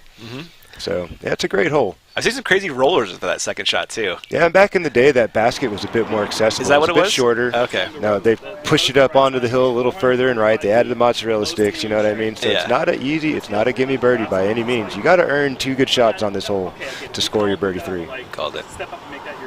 Looking at the chase card, if you will, or Yeah. second feature Second card. feature card, yeah. They're on hole 10 now. Looks like they're waiting for a group to clear out or making some decisions on what they want to do. Looks like Ricky's laying up. Check out some stats on that second feature card here. Rick leading the putting gang. That's not uncommon. Very true. I mean, all of these guys can golf, man, but Ricky is just known for being a lethal putter. Yeah. I mean, he's just as deadly as Macbeth, you know. You talk about that category of making scary, you know, dangerous, long, off balance, off a knee, through the woods, Off a tree. over the hill, over water, death putt to water. It's like, it doesn't matter. Like, those guys are running everything. They have no fear. Rightfully so, after watching themselves putt for these years. They know how it goes. I'm looking at Calvin here on hole 10 here in a second. Yep.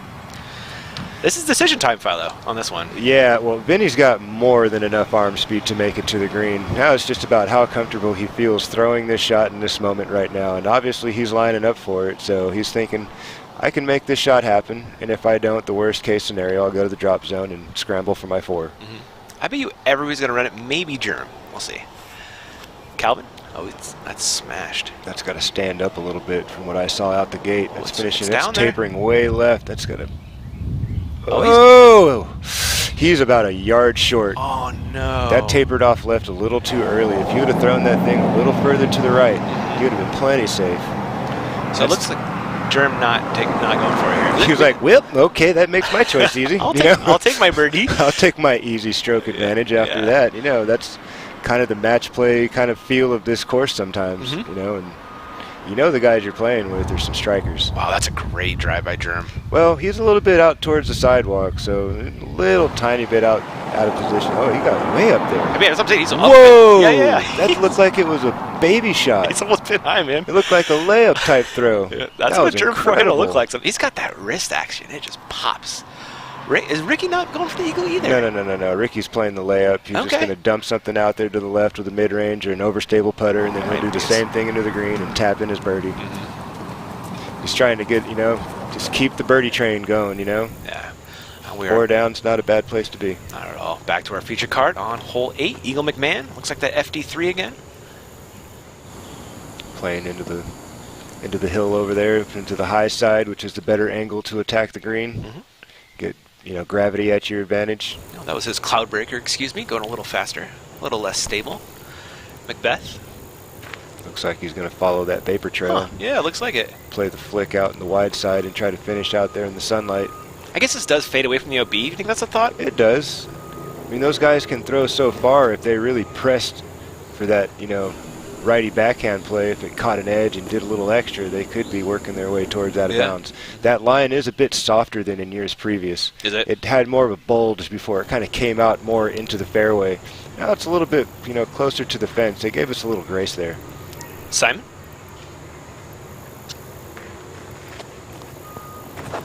Going with the FD3.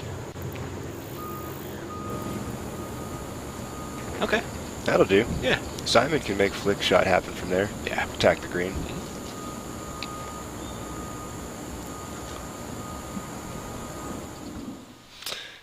Taking a look at the Winthrop baseball stadium. Yeah.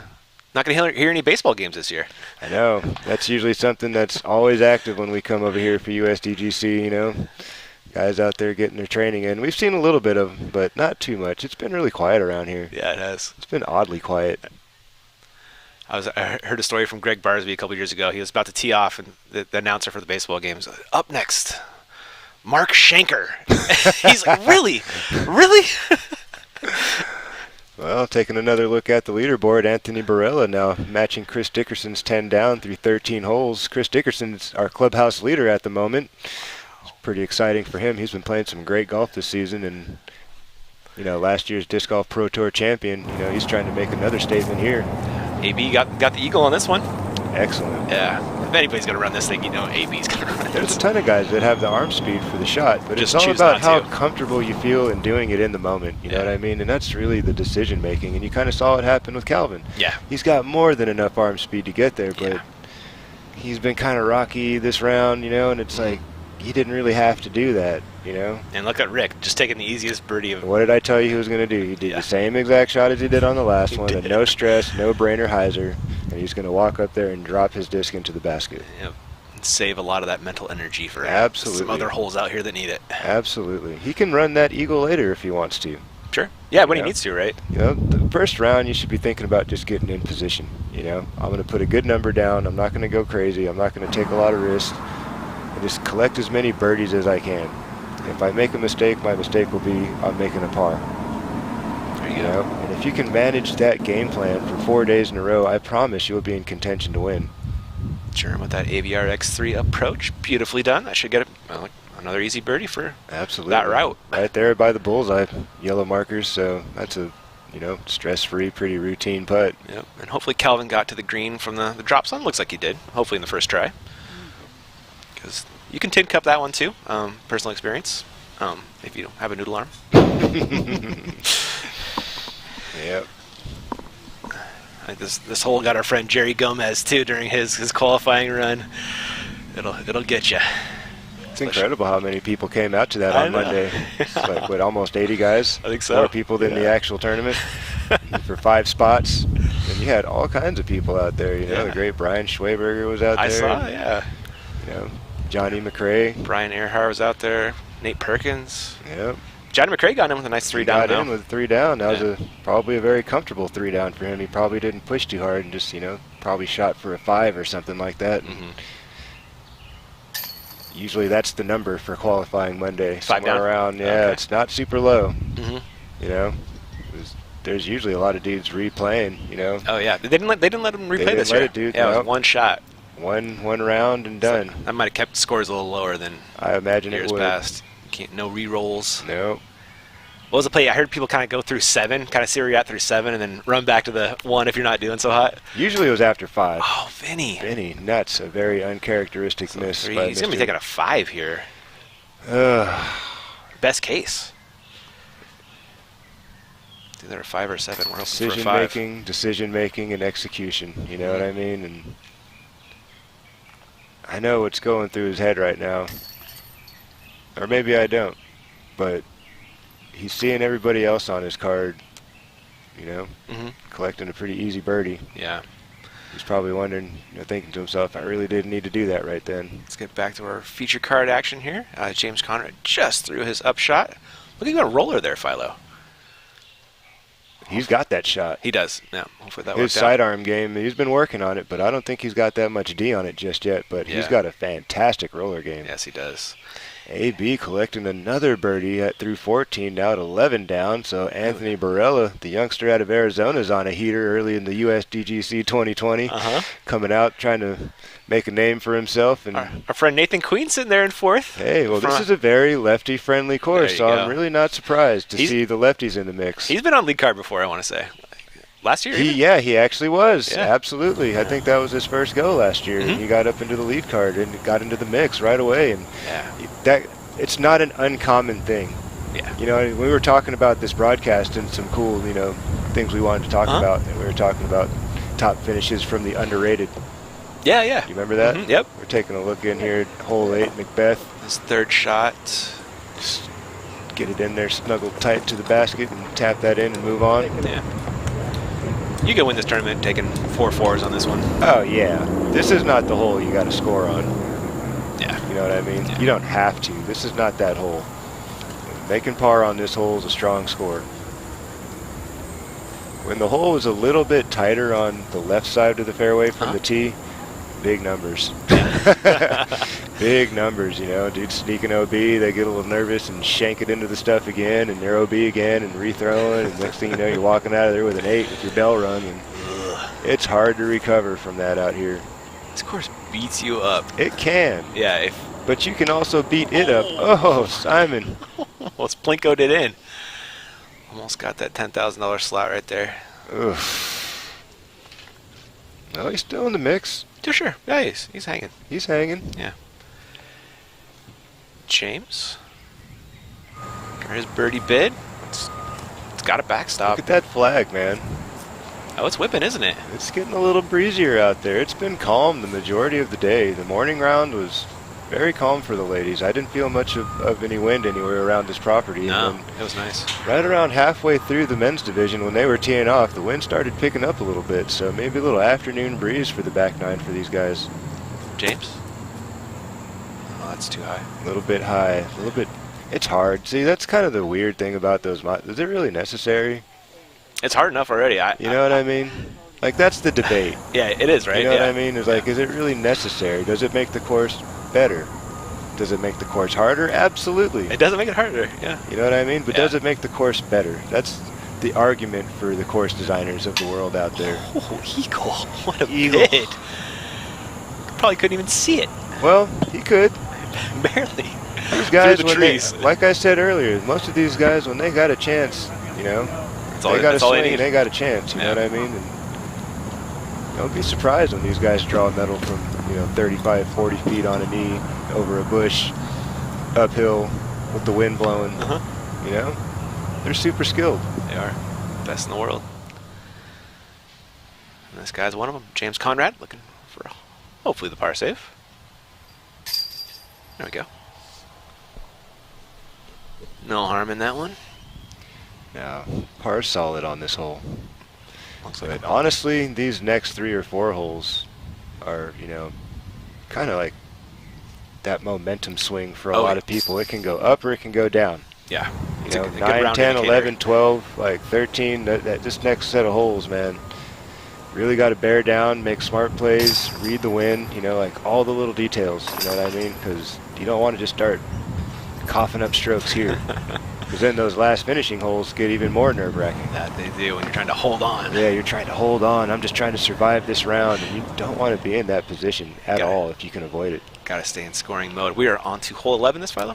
Yes, it is. Hole 11. Kevin Jones on the TSC. How aggressive he gets. We have hazards this year instead of OBs, correct? Absolutely. So if they do this mistake here and end up into the hazard, they're going to throw from where it lies with a stroke. So he now has a chance to save par from there. Okay.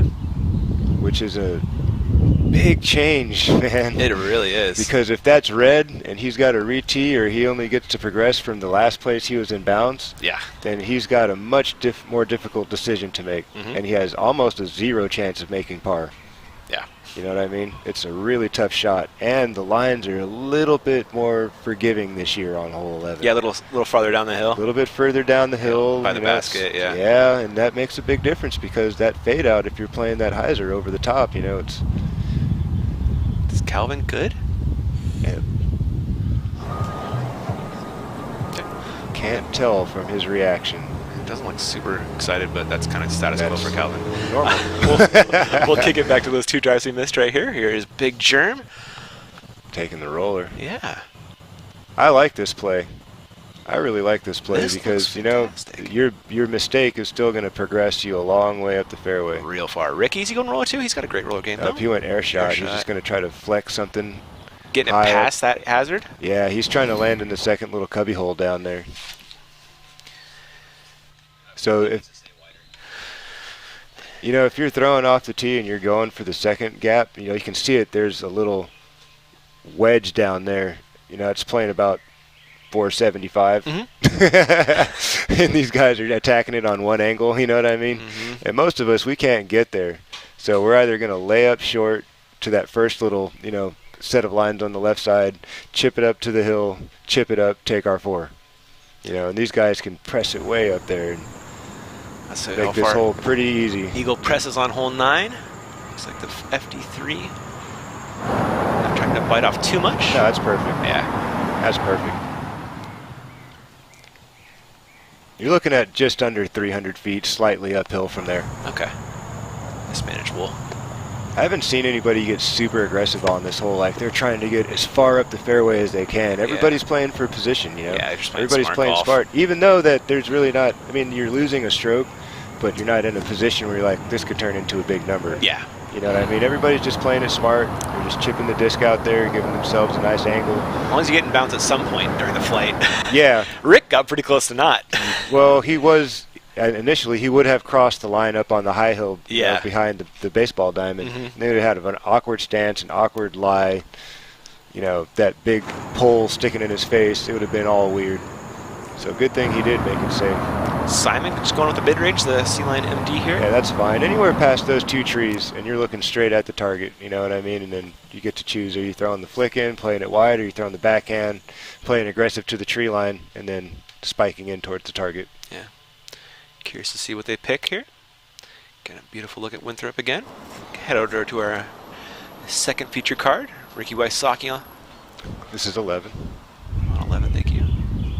Looks pretty close. Oh yeah, that'll play. Oh yeah, definitely. Well inside circle 1.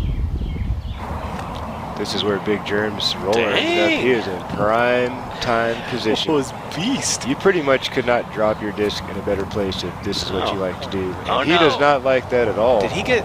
He's going to be okay. He just didn't park it. I feel like he got razzed by something. He flipped around that real went quick. long. I don't know. That's outside circle 1. I thought he was for sure going to be inside the circle. Did I he thought really was go long? Yeah, he's outside the Wow. circle. So now he's looking at, you know, 37 feet. When he was in like the... You couldn't have dropped the disc in a better place. And have someone believe it? Yeah. Wow. That was the spot. Looks like Calvin's good. Yep. Needs a little bit more go, go, go. There you go, inside circle 1. It looked a little low for a quick second. It did, yeah. We'll make it work from there. He will.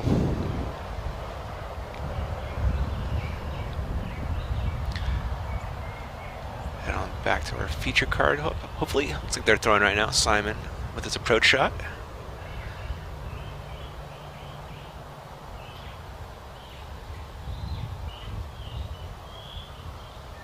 It's our second feature card here. Approaches their lies on So 11. you remember we were talking about top finishers from the underrated, right? Yeah, yeah. And we had this whole conversation about lefties. Well, here's a fun one for you guys at home. We'll see what you guys come up with in your own thoughts. I mean, obviously you can't chime in and communicate with us, but you know, maybe you can send me a, you know, an answer on Instagram or something like that, or who knows? You know, I don't know. Anyway, we've had 3 lefties, all left-handed players, all finish in 4th place at the United States Disc Golf Championship. Okay. Can you tell me who they are? No, just hold on for a second. Just think about it.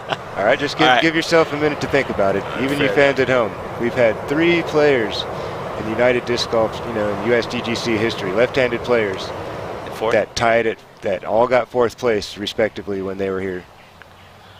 All right, that's a fun little trivia one for you guys at home. I've been doing my research, guys. It's not just all about talking about what you're seeing on the screen here. I actually called up a lot of these guys and had some conversations with them, you know, and in hopes that I would see them on camera and get to tell some of their stories. So, very cool. You know, as things progress throughout the week, you know, definitely be hearing some other things. Vinny? Oh, what no. was that? What's going on here? Calvin Heimberg doesn't miss that putt ever. This is incredible. I don't think I've ever seen Vinny this disorientated. He missed that one, like, badly, too. I wonder if he's just putting a lot of pressure on himself right now. I don't know. I've never seen this happen with Vinny. No. Wow. Oh, it's the drone, I think, possibly. That would be very unfortunate if that were the case. I hope not. Okay. Gotcha. It was wind, excuse me, for Kevin there, backing off. Okay. Ugh. It looks like Jerm missed his birdie putt, so he's tapping in for 4. Yeah. Ugh. Disappointing after that drive. Kind of uncharacteristic stuff going on right now. It is a little weird. It is so weird. Looking at James's second shot, we're back on hole 9. He's asking he for this to doesn't get like down. that either. That's got to go. That's the right flag. It's just Yeah, he's inside the circle, but I mean, it's probably not as parked up as he would like to be. Yeah. You know what I mean? That was a little bit, I wouldn't say, there's just a lack of aggression on that. yeah, You know? a little Could've- fluffed. Yeah. Could have been a little bit more assertive. Put a little more attitude on that, as the champ would like to say. Nice. Ken Climoism for you. Put a little attitude on that disc, Philo.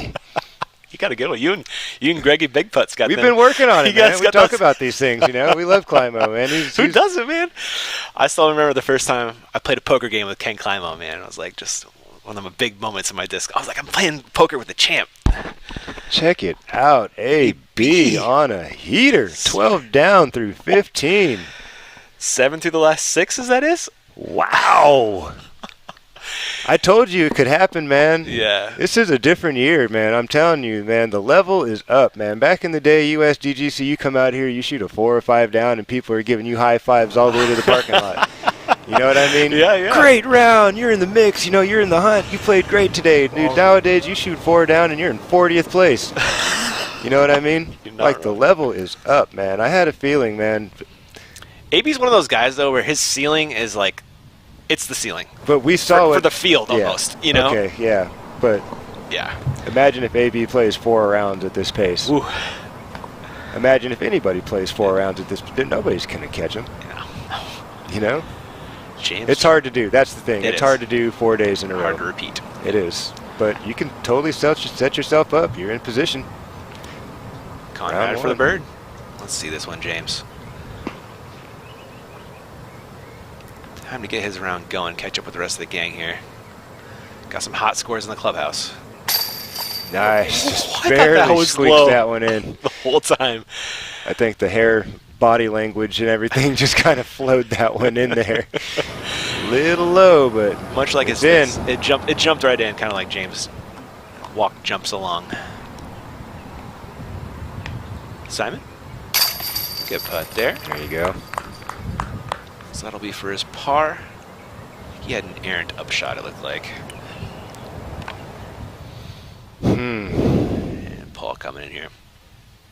Looks like he threw a zone for his up. That'll work. Probably forehand on that hole for Paul.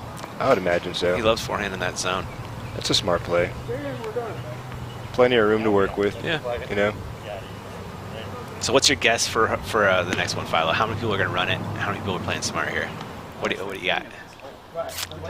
Well, we're taking a live look right now at the second feature card, but I have a Coliseum feeling the lead card, I think all of those guys are going. Think so? I think so. At this point in the game, like how they're all kind of like jostling around in about the same number. When one guy goes, the next guy's going to go there. And they're all going to land safe, and everybody's getting an eagle. That's my prediction. I like it, man. They're all going to jump off the bridge together? I think so. I mean, they all have the ability to make that shot happen within comfort. A person like myself that's at the end of my rope, I would need a huge tailwind and my brand new swirly Falcon from Millennium to get there. You know what I mean? Like, I'm going to need everything I got, you know, and some of these guys, their arm speed is just, you know, so high, 70 miles an hour plus, you know, that distance is relatively It's pretty far. easy for them. Yeah, it is. You know? So we're flying the safe route here on hole 10. Tell us about it. Yeah, hole 10, you know, it's about a 225, 240 foot pop to get to that little cubby hole over there to the left, and then you can dealer's choice your way to the green. I prefer the righty backhand, throw a Firebird, 1-2 hop, knurl up to the basket, take all the speed away from the ground. Sure. Safest way to play it, you know, stress-free, stay out of the wind if it gets breezy, all the positives. It looks like James is lining up a putter shot. Okay. He's playing it out to the left, so my prediction was wrong. I was off. Well, the last time he played it, he did run it, to be fair. Okay. But I think he needed that stroke in that occasion. You can tell he's not really trying to put a big mash on it. He's just playing for position. Just trying to get out there He's into kind space. of that OB a little bit. He did. He's He's gonna in a have- nice little he's pocket there. Set up perfectly now. He can is. go putter and make his birdie. Let's see how aggressive. He's really close from there. Yeah, he is. Yeah. You know what I mean? Most people finish back in towards the trees a little bit, towards the sidewalk. Oh, true. And then they're throwing, you know, closer to 300 into the green. And he's going to have about 260 or so. Paul, though. Paul's looking to put it close, Philo. I'm not surprised. Nah. Just got to trust the right side, you know? Just trust the right side of the fairway. You know you're carrying OB the whole time. Gotta imagine he's going There you force go. here. If you pass that bush thing right there with a skip, you're golden. Oh, yeah, he's good. Circle one. Yeah, nicely done, Paul. Wow. Great drive. A little bit left, Yeah. but, you know, got an opportunity. He does. You know Simon's going for it. I want to see Simon get an albatross on this hole. He's going for the DD3 on this one. Simon should have joined the club by now. You would have thought so, right? You, Garrett. And he puts it pin high inside circle one. No problem for Simon Lazat. Getting some knuckles there from Macbeth. Yeah, me and you, man. Yeah, we're cool like that, huh? Is Eagle's playing for birdie here, Philo? Looks like it. He's aiming left. His body's pointing left. He's got a mid-range in his hand. He's just Yeah. going to concede this hole for a birdie and keep his stress levels down. Okay. You know, we all got our game plans. We all know when to go, and maybe he's just not feeling it right now. Sure.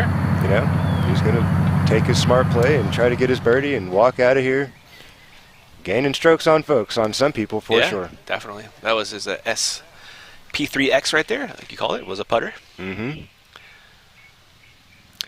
Building something across the street. They are. I wonder what's going in over there. More Winthrop University awesomeness. I bet so. Love this beautiful property, man. It was so cool to come out here for the first time and just soak it in. It's awesome, man. I'm happy you're here, dude. I wish I could share this with more people. Last year I was super fortunate. My family got to come out and support me and walk the property and see what I've been telling them about for a dozen years.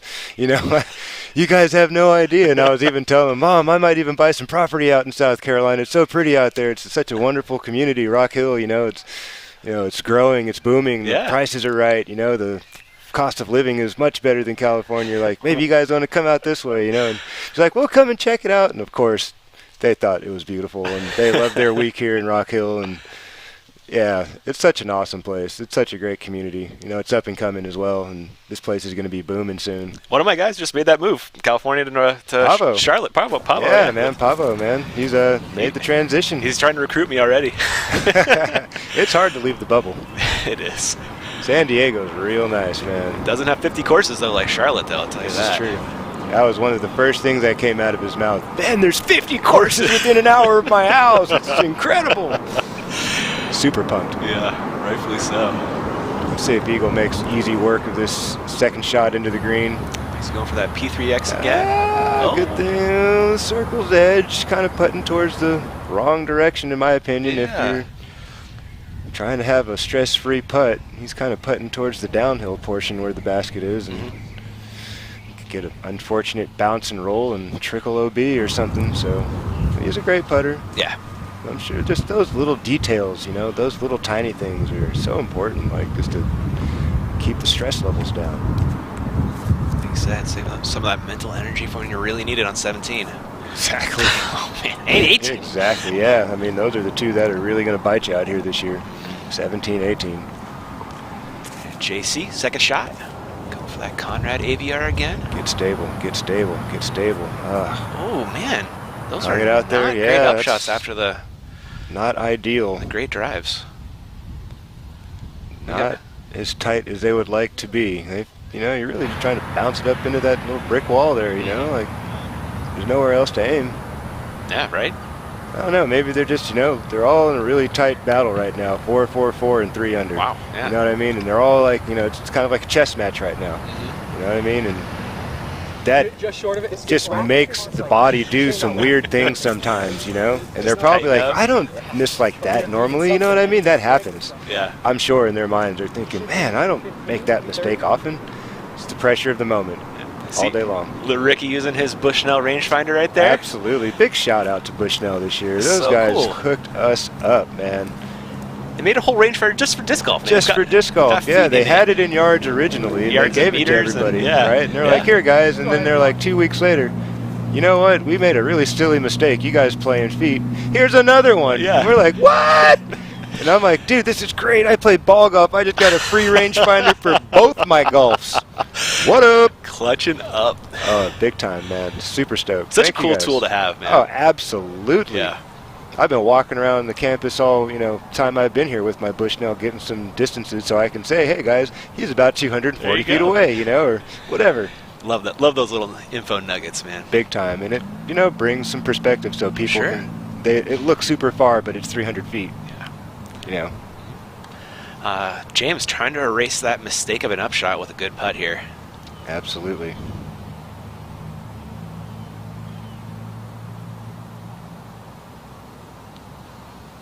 Oh, he was outside circle one, so he was able to make a jump at it, and just not enough air under the discs to float up into the chains. Yeah. Beautiful line. It was dead center. Dead center, and no reaction. He's right there, so I'm sure he's disappointed in the miss, but not a bad reaction. No. Simon for eagle, right? This should be for his eagle, too. Simon again low. Well, he's going to have a tap-in 3. Yeah. I know he wanted that, too.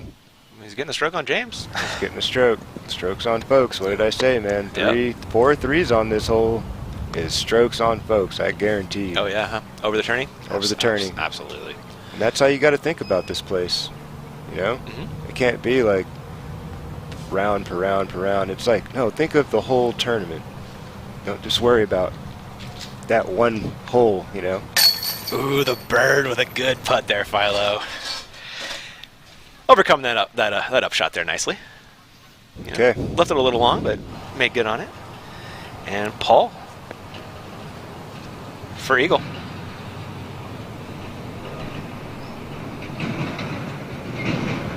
So get this one home. Get the 6 down. No problem. That was dead center. There's a move. Cool as a cucumber.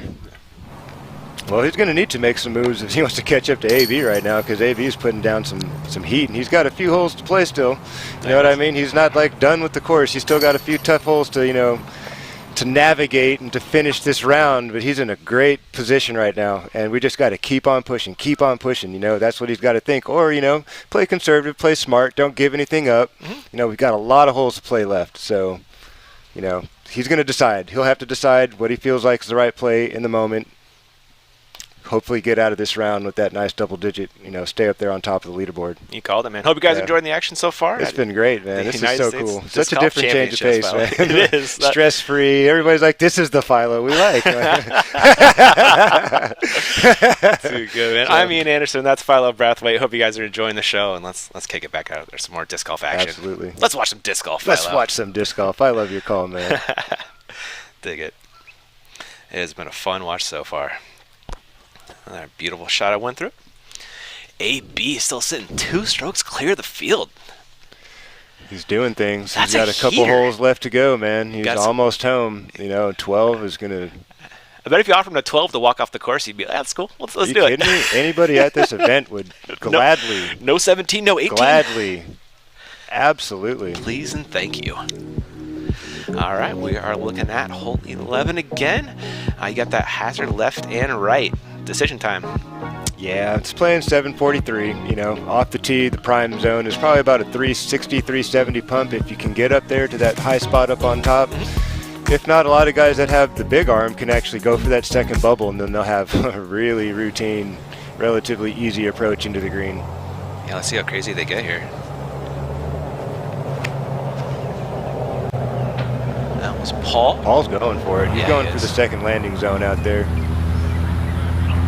It looked like he got it. Oh, it's good. Wow. He's right there. There's a bird. Oh, yeah. If he messes that up, something's wrong. You know what I mean? Yeah. That's just too everyday-ish for him from there. Simon?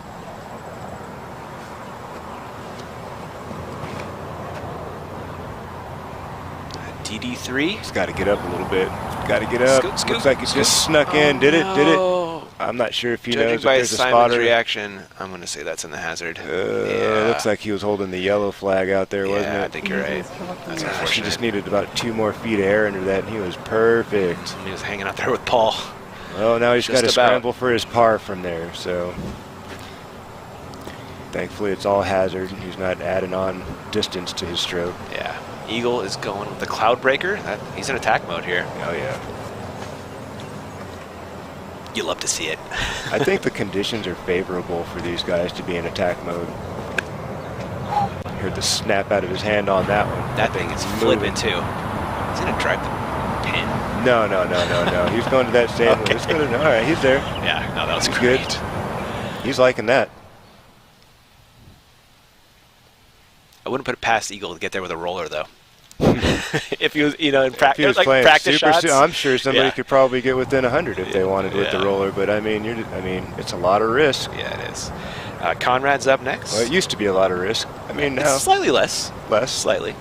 But I mean, the idea is to stay safe, right? Yeah. Exactly. Star Wraith from James. Very similar to what Eagle and Simon were throwing in that DD3. Just ride that high line of the OB or the hazard, rather. Oh boy. There you go. That has enough airspace. No, it doesn't. Oh, he's ended up in the hazard as well. Wow. You can tell he's Yellow not happy flag. about that. Dang. Just that airspace. It's uphill, and that's the thing that Oh, you don't notice challenging that, actually. about that tee shot is it's slightly uphill. So that airspace is so important. You got to get the disc above that plateau, above that shelf up there. And he kind of took that line inside, and then the wind looks like it pushed it down. Yeah, just a little bit of anti-angle. Mm-hmm. Yeah, that's one of the most iconic views right there. Coliseum. Coliseum with all the banners of the states. And yeah. We get some 888 action here, Philo. Hey, one of the most iconic holes on the track. Yeah, this one's fun, man. You got a couple of options here off the tee. If you're, depends on which way you like to play it. Yeah, sure. There's a They've couple- changed this hole up a lot over the years. They have. Left, right. It's like you're stroke on the, distance, in not. the yeah, it's like in the middle, off to the side. So I believe we're playing the long pin today. yes, we are. Yeah. I think it goes long, short, short, long, right? 2 shorts in a row. Okay. So yeah, the long pin is towards the back. Obviously, to the right of the cart path is out of bounds on the inside part. Cart path inbounds, though. I believe the cart Yep. path is inbounds, and to the right of that, the grass to the right will be out of bounds. So most of the guys, I imagine, are going to throw something that presses that tree line, fades back across the cart path. There's a little dirt patch out there about 380, 390. If you can land around that area, you got both options available. You can go around the backside to the landing zone, or you Okay. can play a hyzer inside that big mature tree and those cypresses there. I believe that's what they are. And penetrate to the second landing zone, attack the green from there. Back to our feature card. Simon throwing 3 after that hazard drive. This is kind of what I was talking about earlier. Yeah, right? Is It's this kinda hole doesn't kill you as much as it Yeah. used to. When you're playing hazard, if you make your mistake way up the fairway, you can do exactly what Simon just did, and you walk away with your 4. Years past, it was like automatic 5. Yes, it was, wasn't it? Yeah, because did all that Automatic distance 5. backwards. Exactly. Yeah. So, I think it also, I think also why they did that is for speed of play. Oh, sure. So that we're not standing around waiting, causing the backups, keeps people moving. Conrad? Rock? He's playing the left to right with the rock. Yeah. He's going to have to press, and then just dig right in. That was Excellent shot. beautiful. You couldn't draw it up better than that. Man. He played that. You can't see the slope that basket's on so well with the video, but it's got a little angle on Right, it. so He if you managed come that into really it with well. hyzer, with the mid-range, you'll Yeah. still be fine. Yeah. It's the faster disc that things get scary. Gotcha. But he bled that from left to right beautifully, and he didn't really have to. He could have played it up on the right side of the fairway and just kind of let it taper in there, but wow, what a shot. Yeah. AB still sitting on lead with 12 down, staring at 17. One of these. Well, I mean, minutes our here. official leader in the clubhouse is Chris Dickerson. He's at There- 10 down. there you go. what He's got it Maybe in. he's still got to earn those 2 strokes Yes, he on his does. way home. So let's just wait and see what happens. Yep. He's coming right around the bend. He's not far away. Yeah, so can we see him? He's out there yet? putting. Here's I Paul. saw some reactions from the boys, so he might have just missed on 17. Great upshot by Paul after a fantastic drive. He's getting 3 down over 2 holes. He's cruising right now. He's starting to find a rhythm, settling in. I feel like that drive kind of set him off on 10 there. Absolutely. Kick off McBeast mode. Eagle after an equally awesome drive. Is that P3X putter approach? Oh, that's beautiful. Oh, yeah. Dang. Some great approaches there.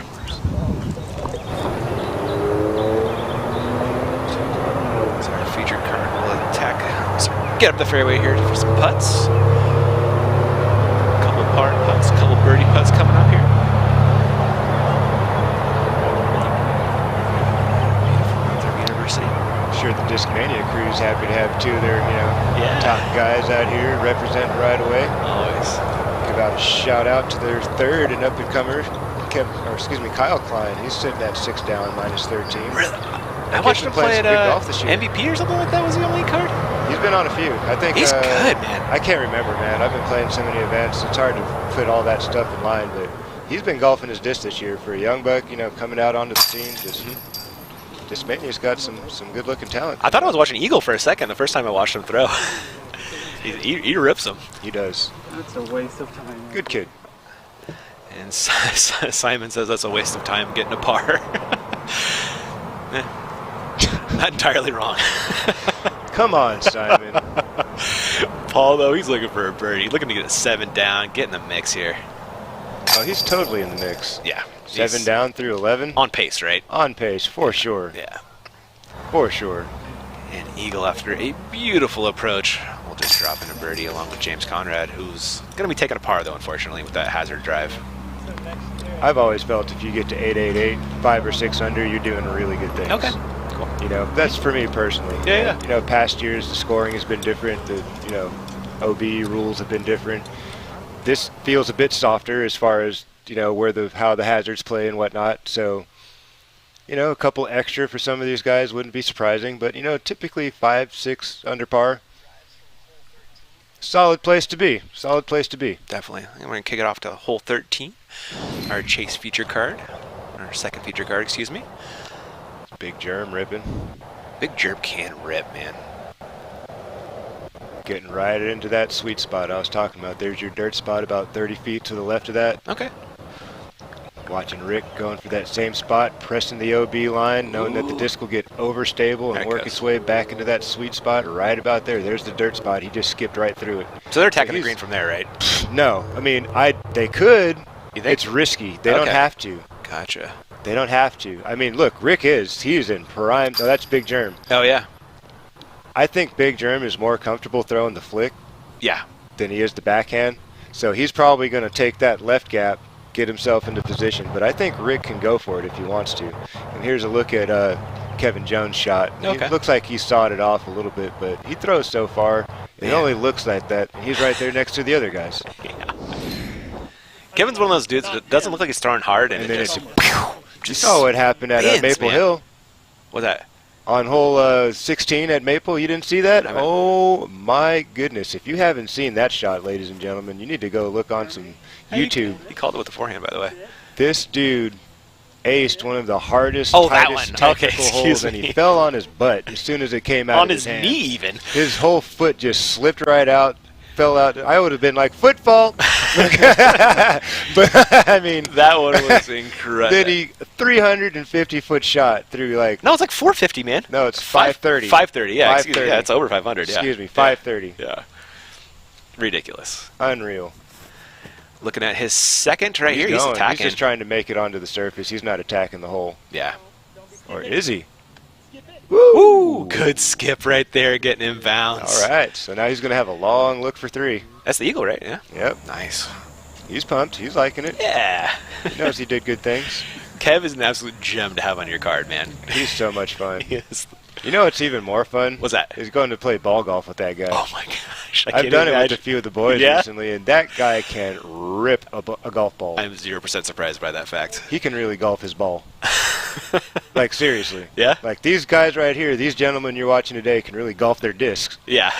But Kay Jones can golf his ball, too. What? No, he must have hit the curb, man. Unfortunate break. Oh, brutal. So, well, he's going to get to progress To the front? To front where of the he curb? crossed safe. Okay.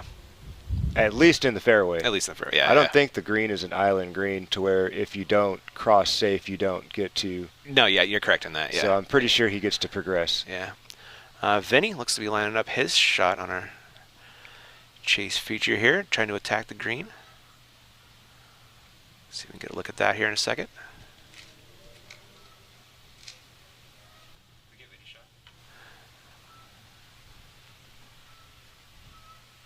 Oh, we're back to the column. Excuse me. Looks like Vinny. Difficulty a little bit there, but Vinny did make it onto the island. Yeah, nice shot right there, but quite far away from the basket. He'll have a long look for a 3. We're on to the Coliseum hole, Philo. Yeah, this is one of my favorite holes of all time, too. And James is firing for that sweet spot. He's got to get a little bit, though. That's it. That tee pad there is, I believe, 400 to the basket. Okay. And he's just in front of it, so that would be a comfortable spot. The only thing that I really prefer on this hole is to be a little bit more right so you can visually see your landing zone. Oh, right, yeah. When you get further left, the basket becomes more and more blind, and then Yeah. you're kind of guessing, and you're coming up to the hill and trying to find your spot. And it's a little bit easier when you can see where you want the disc to go, you know? Yeah. Now we're back to our chase feature. Ricky running the island again.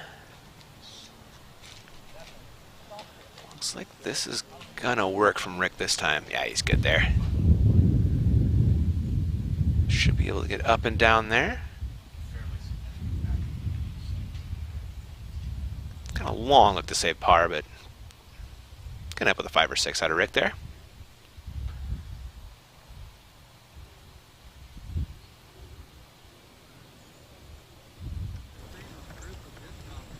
Here's Rick heading up 888 to attack his putt.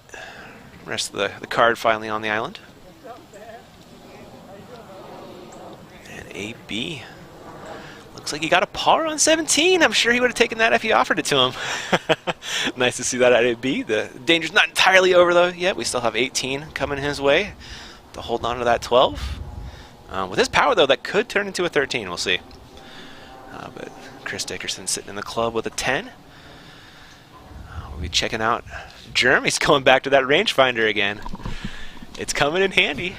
Yeah, big shout out to Bushnell, man. Yeah. You know, like making life easy for us. You know what I'm saying? Love it. No more pacing off those 11-meter putts. Has anybody used it for a jump putt yet? That's a great point, man. That is so funny, man. That is so funny. I would love to see somebody bust that thing out. That's a foot fault. I got my Bushnell. I would You're laugh inside. so hard. I would be like, that was just straight up gangster. I think the margin for error of those things is a couple feet, though, so I don't know if it'll be official, but That's so funny. I buddy. might die if somebody does it. Nice up by Jerem right there. Oh, yeah. Well done. Smart play. Just take an easy birdie right there. He just laid up to like an easy forehand, pitched up like he called it. I'm telling you, man, playing things smart and comfortable and stress-free is the way to success on Winthrop Gold. Yeah. This place has so many places on this track that'll just ruin your day, ruin your mood, ruin your flow. You know, if you let it happen to you. You know, and you got to be sharp, you know. Yep. There's plenty of room to work the disc around out there. You just got to, you know, have confidence in your shot. Believe in your shot. Looks like we're getting back to our feature card action here on hole 12. Looks like Simon will be up next. I love these overhead views. There. Such a cool perspective to see the track from. Yeah, just beautiful. Simon watching his come in. Looks like Simon likes his. Kevin with a long bid. This is going to be for eagle, I believe, Philo. I believe so. That'd be sweet.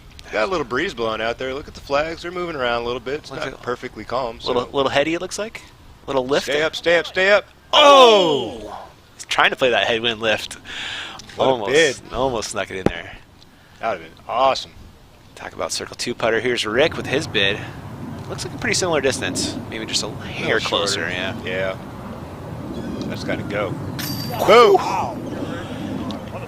That was an interesting bid from Rick. Did you notice it was like a little more spinny than his normal pitch putt? Maybe. It looked the same shape to me. Maybe it was just longer than we thought. Yeah. You know, I mean, that was a big one. It was. Definitely in the 50-foot range. Jerem has about a third of that. For his birdie. Excellent job. And that was a by par Jerem. save out of Rick even. Wow. Because he went OB That's on his right. first try over. Wow, what a huge par save. Yeah. Nicely done, Rick. Huge par save. He's sitting at a 6. There's no shame in that at all. No way. He I mean, he's playing a solid round of golf. Like I said, you get through 888, 5, 6 under par. There's nothing to scoff at about that. I mean, there's so many places you can lose a stroke on this course if you're not paying attention. There's one right here. There is hazard on the right, Philo, is that correct? Right of the basket, I want to say is a hazard, yeah. Eagle playing that big spike hyzer. Gonna come crashing in. Oh, yeah. Oh! Ooh, uh-oh. That could go bad. Oh, it sat down. Okay, good. Yeah. Sometimes those things hit the brick and they catch an edge and start right into the hazard. Right down the hill, and usually it's OB! We got some more different colors out here this year. Oh, there's a whole lot more yellow than red. I like it.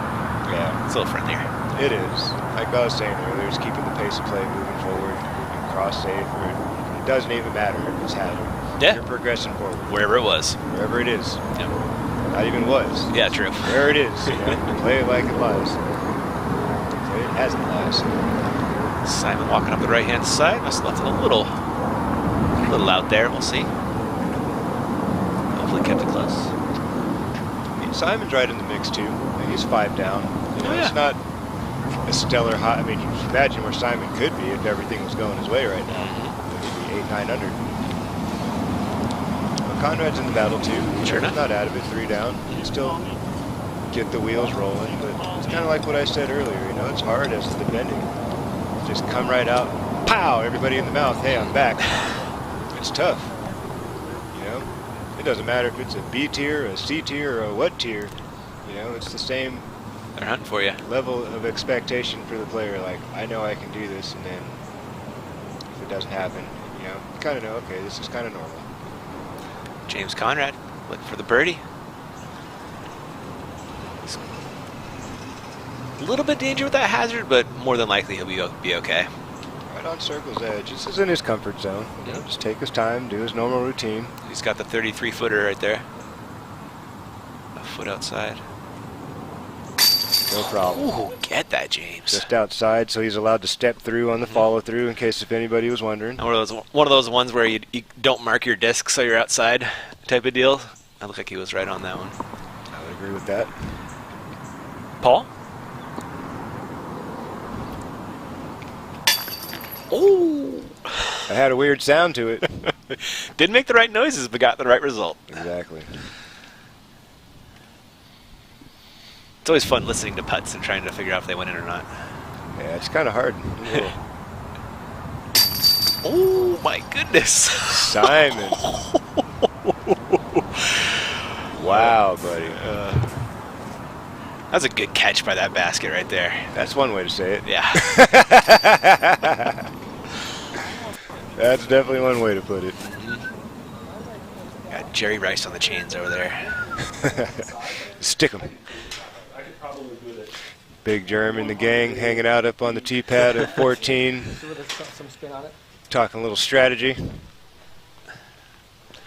I've heard in the past you kind of like nuzzle up to the Coliseum, get some of that good AC coming out of it on those hot days. Very, very rarely. Germ playing the forehand route, skipping back into the hill. But there were days when it was actually open and we can go inside and get a little AC. Oh, really? Yeah, that would be nice. Nice little surprise. You get up to those Coliseum holes and creep inside for a quick blast of cool air and A little refresh. dry the sweat off.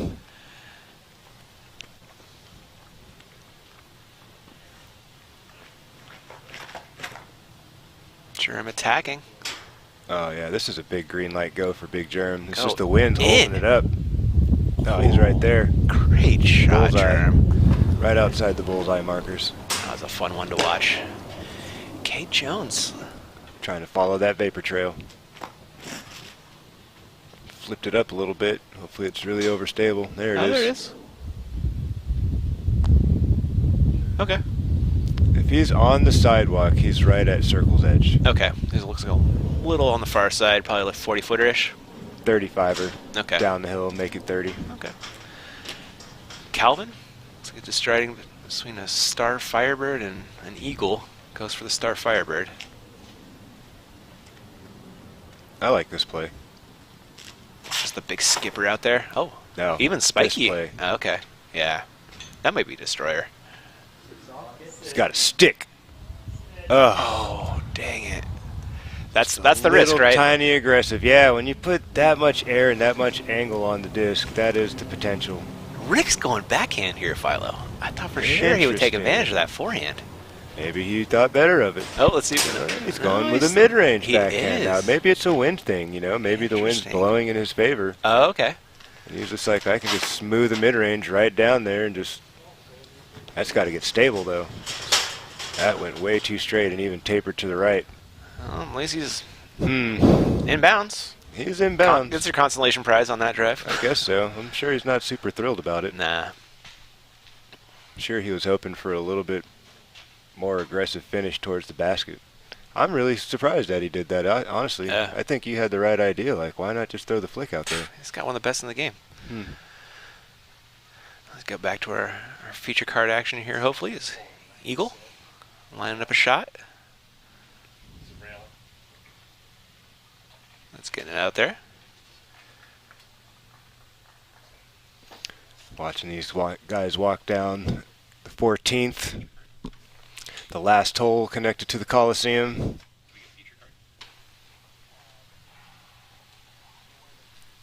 Can't really see the undulation of the ground until there. Then you can kind of see how the hill slopes down towards the basket, and as you get closer to the basket, you're getting, you know, from the level you're throwing from, there's more and more space between you and the target, you know what I mean? And it's so important to try to match the ground in front of you on this hole. Because when you do what Calvin did, if you hang it out or cut it off a little early, it has no chance. You know what I mean? It has no chance to work its way to safe land. It's automatically going to get that big skipping finish, and most guys are going to play inside that tree, that magnolia there, and just throw something super straight and then let it get overstable and run out of speed.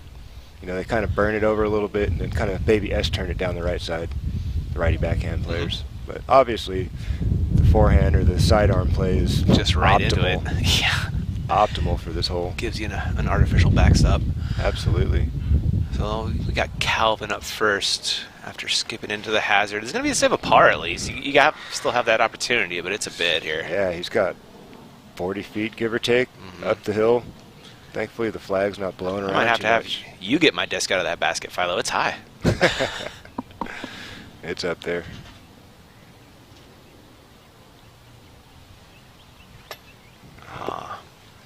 Good bid, but he'll be scraping up his par, or bogey rather. Yeah. That's the risk on that backhand shot, though. Get away from There's a lot him. of risk out here. The idea is to try to avoid it all if possible, and just don't allow things like that to happen. Got to play the percentage shots, you know. What shot gives me the greatest percentage to score? Looks like Rick either laid up or hit cage and dropped, because he is close for his par. That was Calvin's bogey. Here is Big Germ with it's a fantastic two. Absolutely. I mean, he posterized that shot. Yeah. Couldn't do it much better again. And there's tap it in, and we will check out our feature card drives on 888. This one is it going to hook up in time? Yep, sure does. There it is. There it is. There's Nicely done. that dirt spot, that patch out there on the low side of the fairway. Eagle's going to fire for the same place. Just drive the disc right towards the sidewalk. No, it wants to get overstable, get a flaring skip. Keep it towards the middle to the right center fairway from the tee pad. I wonder if he's just playing it for the birdie. There's no reason not to at this point. I mean, it's going to be super hard to get it in tight for Eagle when you're that far back. Yeah, true. Now we're back to our live action. Look at Eagle McMahon's second shot. So it looks like he's playing the flick around the backside. The Big Germ route. Yeah. Yep, and it's the smart play. I mean, he could press for the island, but then he's taking in risks. His heart rate could go up. He could get a little greasy in the fingers. That's a little too straight. It's not the worst place ever, but I mean, not ideal. Okay there? Or? There's a little he's straight. He's safe. Okay. It's just... No, I mean, like his lie to the basket is... He's a little deeper than he'd probably want to be, because the trees can kind of play games with the angle and the height to get to the basket from over there. So it just depends. I couldn't really tell exactly the angle that he's going to have, but it can get dicey. Like, just awkward. Sure. Not so, like, there's nothing, but it's just awkward. Conrad looks like he's thinking about this thing, Philo. He's looking at it anyway. I mean, that's kind of the spot where Nico was when he made albatross on this hole when it was in the B position. You know, that's the attacking kind of angle right there. But, I mean, he can get onto the green, no problem. I'm really confident in that, but it looks like he grabbed a putter and he's just going to play the backside. And You're just, right. You know. He's playing golf out there, man. He's making smart decisions. He's trying to golf his disc. He's trying to work the system. You know, he's not trying to put himself under extreme pressure or take any unnecessary risks, you know, and that's smart golf. He's going to bang his AVR out there, throw it up at the wall of trees, and know the disc wants to taper. That's excellent position right there. Excellent. Most people don't throw their putter like that. No, they don't. So beautiful. Excellent. Being able to throw your disc like that is such an advantage. Throwing something slow. Slow, yeah. I say people always say throw the slowest disc you can for the distance, right? Absolutely. Almost always, right? And yeah, unless if the conditions warrant something different. Yeah. That's why there's discs in different speed categories. Use them. You know, that's one of the things I love to teach in this game, is this game offers everybody the same options. You know what I mean? It offers everybody the same choices. You know, we're just on different physical abilities, so that's where the numbers on the disc come into play. Here's a good choice from Paul, I hope, anyway. He's attacking. Oh, my goodness. That needs to sit down in a hurry.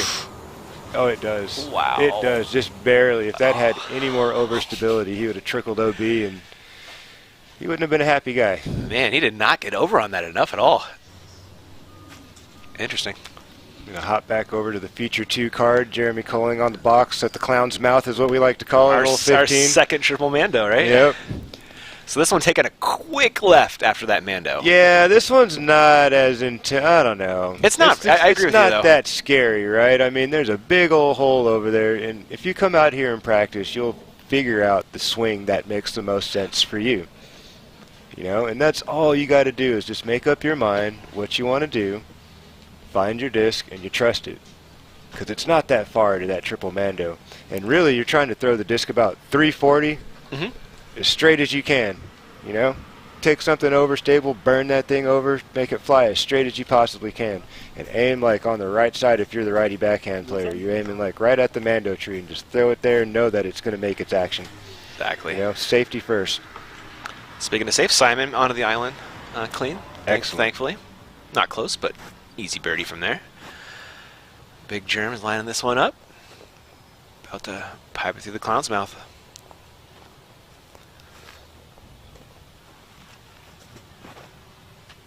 There you go. Just like I was talking about. Oh, that's Took that thing great. right at the mandatory tree. Dang. Wow, what a huge Past finish. that He's going to second have line? the easiest approach to the green. Man, Big Germ's been around Wide a while. open, He is still man. a That was baller, man. excellent shot by Jeremy Colling. Kay Jones going to try and follow that one up. Absolutely. That would be ideal.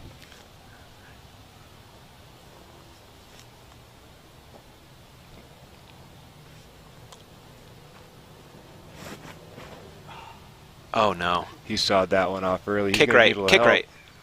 I don't think he missed the Mando yet. That's good news. Yeah, could throw maybe a little forehand roller through the gap or He's something. not going to make a 3 from there. No. It's almost impossible to make 3 from that far back, but he can make his 4. The drop zone for this hole is pretty favorable, too. Yeah. Rick, I believe that's his max. Let's see. Sounds like he sawed that one off, too. That's a real overstable disc. He didn't like that. Got left in a hurry. Earlier than planned. Calvin? For the first time in ever, Calvin does not look cool as a cucumber. You know, he does look a little flustered, Philo. I'll give you that. Yeah. See if he can gather his composure and finish strong here the last 4 holes. Man, 2 over at Calvin.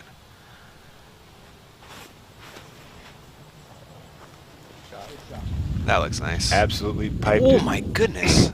The further the better on this hole. As long as you're turning left, maybe that might be a little too far. That might be a little far. Man, That doesn't happen very often. No. You know?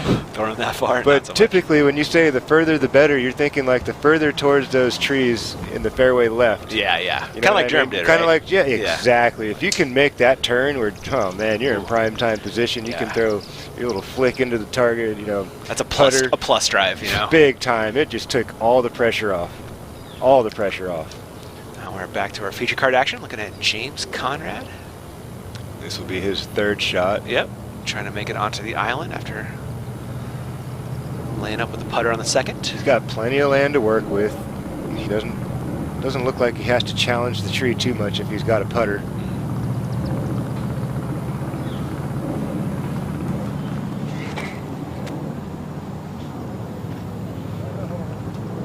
There you go. It's kind of nice. We got the aviary gang out here this year. We got the JC and the JK AVR.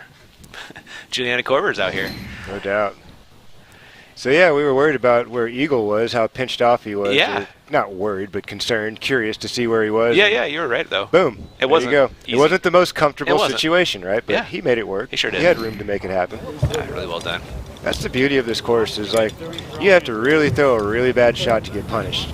Like really bad, like into some shuli kind of weird stuff. Sure. You know what I mean? The Like natural OB style? Exactly. Yeah. Like you got to throw a really bad shot for that to happen. Yeah. Like there's plenty of wide open spaces that are bad, obviously, but it's a relatively clean course. Here's Paul just barely staying on the. I guess he's got about, what, 8 feet left, 10 feet to Oh, go. more than that, dude. Yeah. He's got his full stance. That's a yard or two, at least 3.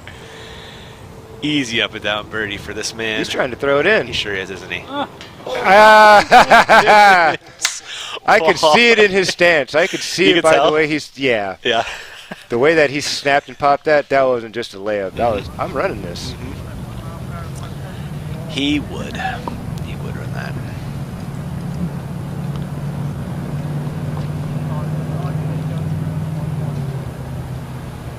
Looks like Simon staring down his birdie bid. I think that's circle 1's marker just to his right. Oh yeah, sure.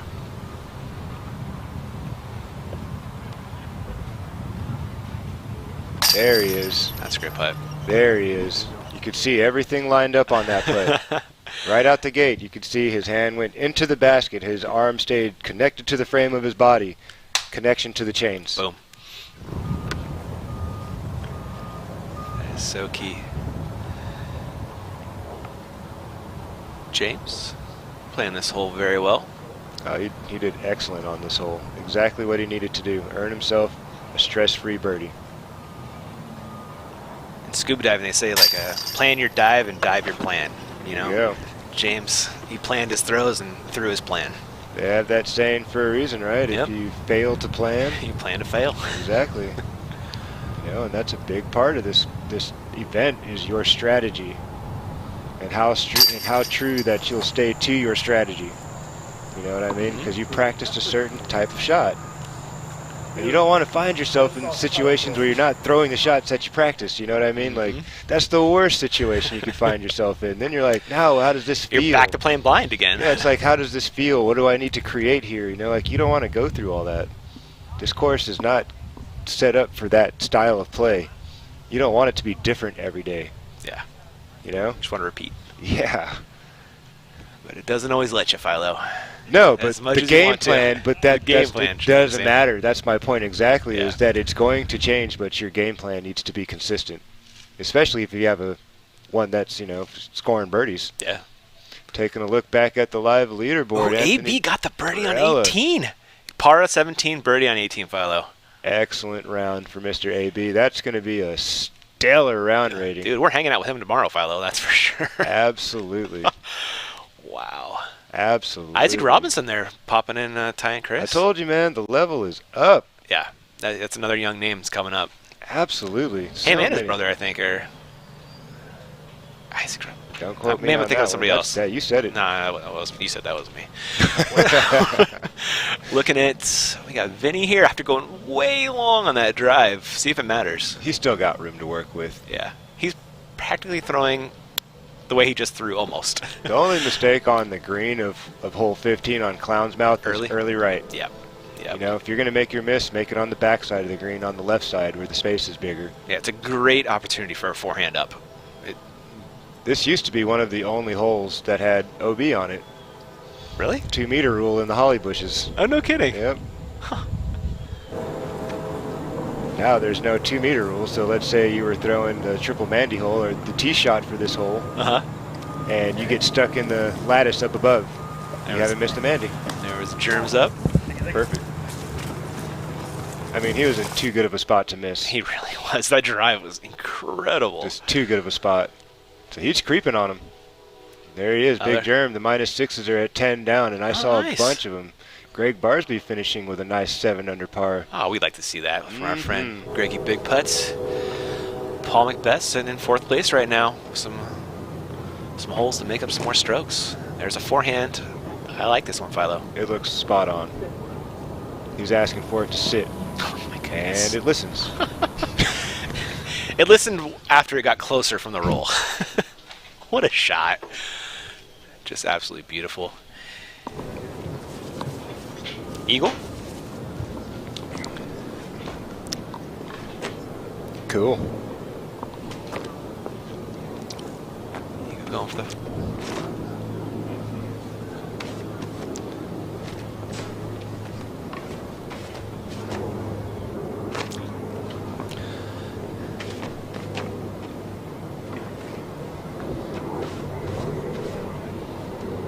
All right, guys, we are catching in with our hot round thrower, Anthony Barella. How was that round, Anthony? Very smooth, very committed, and I was very confident the whole time, so I'm pretty happy with it. Any holes you struggled with out there? Not really. The only shot I threw that was really bad was my tee shot in hole 5. I just sawed it off and it skipped out of bounds. But I ended up saving par, so it really didn't matter. You make it out of there clean today? What was that? Did you make it out of there clean? Any bogeys? Nope, no bogeys. Bogey free. Bogey free, 13 down. Andy, that's incredible, man. Yeah. You're going to get all the foot bumps and elbow bumps. Oh, yeah. Ever, man. That's huge, buddy. Congratulations. Way to start the tournament, man. Wow. Huge shouts to Anthony on that one, man. Nicely done, sir. How you feeling going into round 2 from this point? Just going to try to keep it moving. Stay confident. That's the biggest thing out here. If you don't commit to shots, you're going to throw them out of bounds. So just keep playing smooth. That's some great advice from that guy right there. There you go. Play smooth and keep your confidence level up. Love it. Yep. Thanks so much, AB. Yep. Thank you. Anthony Barella coming in, clubhouse leader, 13 down. James Conrad on the I wonder if Bucks. that's the hot first round ever at USDGC. It might be close, man. That's pretty unheard of. James is this looking legal for a left? soft finish on this one. Oh, no, did No, not get it. Did not get it. He's going to be out there long range for his 3 save. The roller coaster continues. Paul's got the roller coaster up, though, right now. He's tracking him. He's probably watching the live scoring and seeing what's going on. I mean, that's a benefit. I mean, back in the day, parts of our disc golf history, we didn't have this technology to look back, and sometimes that next card would be a half an hour out in front of you. You have no idea what's going on, You get to 18. Do I run this? Do I lay it up? Oh, I don't know. I have so many of those stories in my notes here from the guys I've spoken to over the last few weeks leading up to this tournament that we anticipate we'll see them at some point throughout the broadcast, and you want to tell a little bit of their story, and all of them kind of had the same thing to say. It was like in that same vein. It's crazy. This place just produces that, though. Wild finishes at this place, and you come around the end, Yeah. There are no guarantees, Yeah, I mean, this tournament is never over until 17 and 18 are done, which is fun. You have other tournaments, guys could have a 5-stroke lead going in 3 holes left. Yeah, it's over. This one, nope. It's not over until 17 sings. Yeah, another look from the overhead cam. The final hole around the Coliseum. The hay bale hole. Yep. Elevated basket. Looks like James. Not the longest par 3, but definitely technical. Yeah, especially with that downhill. Absolutely. It's You got to be able to control the finish of your disc. You can't just wing it out there and just pray for good luck. We saw what happened for James with that respect. Just a little bit of a misfire. I mean, I'd say a little bit more than a little bit. That's not normally where I think he'd be trying to, end up. I mean, maybe it slipped out of his hand. You see a lot of guys wiping their fingers off. It's a little steamy out there. Yep. See if you can save a par here. Long bid, though, on that elevated basket. Stay up. Oh, my gosh. Don't roll. Okay. All right. Almost saved it, but he's going to be taking a 4. Tacking on another stroke, unfortunately. Getting him down to 4 down. Simon for birdie. He's running that. Oh, my goodness. That's a scary putt. I was going to say, I wouldn't have blamed him to lay that one up. I've seen enough people lay that putt just right at the pole, like, no thank you, like. Yeah, I don't want that That's what I was saying, like, what, hole 2, hole 3? These guys will run anything. They want that stroke. They're willing to take that risk, They are. They're confident in that putt, It's amazing. He got medal. He's going to. He made the right choice, right? Yeah, apparently so. Yeah. In or close. Eagle for 2. There you go. Nice putt, Eagle. Making things look pretty simple there. Eagle with that sneaky 9 down. Okay. I wouldn't call it sneaky. I haven't paid enough attention to it. I'll call it that. Well, they're just cruising right along. They're picking up the birdies. They're not making bogeys. A couple of guys pressed for some of the harder holes, and a couple of guys didn't. And I think everything's staying out in front of everybody. Like for the most part. I mean, Conrad's had a little bit more of a turbulent rad than the other guys. Yeah. Couple, errors here and there, but I've never had that much energy. Overall, I mean, the level of play is solid. I mean, guys are making good choices and, playing some good golf. I mean, you just got to, not everybody's going to finish in the same place every time, obviously. I mean, come on. Popping over to 16, looking at Kevin Jones. I love this hole. Yeah? What's your do. play on it? I usually throw the inside line, that tree that's leaning out to the left. I'll throw something like a Wraith or a beat-up Destroyer, kind of like this line. Kevin's a little bit high than I would. Leaking toward that hazard. Yeah, that's the problem when you throw it like that, is it typically wants to fade out. So you're really trying to penetrate on the inside of that line of that tree and then know the disc wants to kind of taper slide to the right. You know what I mean? You don't want the disc to finish left on this hole. No. And you don't want to throw something really overstable. It's like a kind of neutral stable shot. Yeah, So, like a beat-in Wraith. you know what I mean? Like a beat-in Wraith or a beat-up Destroyer, something that overstable edge is kind of worn out and it just wants to glide a lot. Calvin, up next. Looks like an eagle. Kind of like that. Now, if that stands up and rides over, there you go. There you go. Exactly. Wow, Calvin. Beautiful shot. Got to deal with the sticks, but hopefully you can. That's the safest way for the righty backhand to throw this hole. If you've got this play, use it. heck yeah, man. I mean, it's all the space in the world out there. You're going to throw something overstable and know the disc is going to drag itself back in bounds. You got plenty of space to work with from left to right. Here's a replay of Germ's drive, also taking that forehand play. I got a little lift out there. I'm not sure if that thing's going to stay in bounds or not. It might drift off into the hazard. Ooh, it looks like it did. I think it did, yeah. It's tight there at the end. The farther you push the basket, the tighter it gets. But it's really where you throw the disc in the air that's going to usually dictate that. Yeah, sure. If you go higher spiking angle, I feel like you get into more trouble. I think when the guys go low penetrating angle, it does more like a skip flare, kind of like a, I don't know, just a different type Takes the of energy out of it, yeah. I think so. Yeah. I think so. And you're kind of like taking that risk of the disc finishing more on the right side of the basket instead of on the left side. The more air you put under the disc with that flick shot. Back to the clown's mouth with our feature card. Paul Macbeth on the box. Get a 10 down on the round. He's cruising right along. Lately. Yeah. He's cruising right along. He's been keeping himself, like I said, low heart rate. Stress levels are down. Big shot right here to keep it going. Oh, this is cakewalk for Macbeth. Does this Little all the time. low. A little bit low, a little bit short. Is he far enough, though? I don't think so. Okay.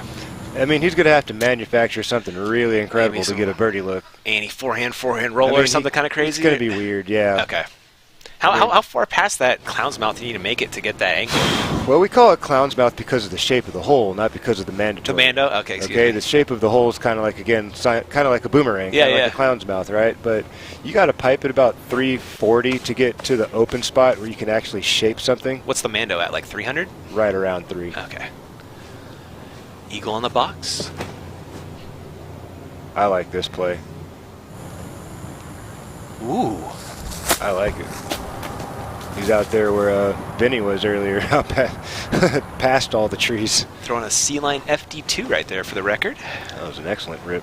Simon reaching for a glow PD2, going high speed over stable right here. Maybe trying to get that left kind of skip that Germ got, you know? Yep. Flexing it. Oh no.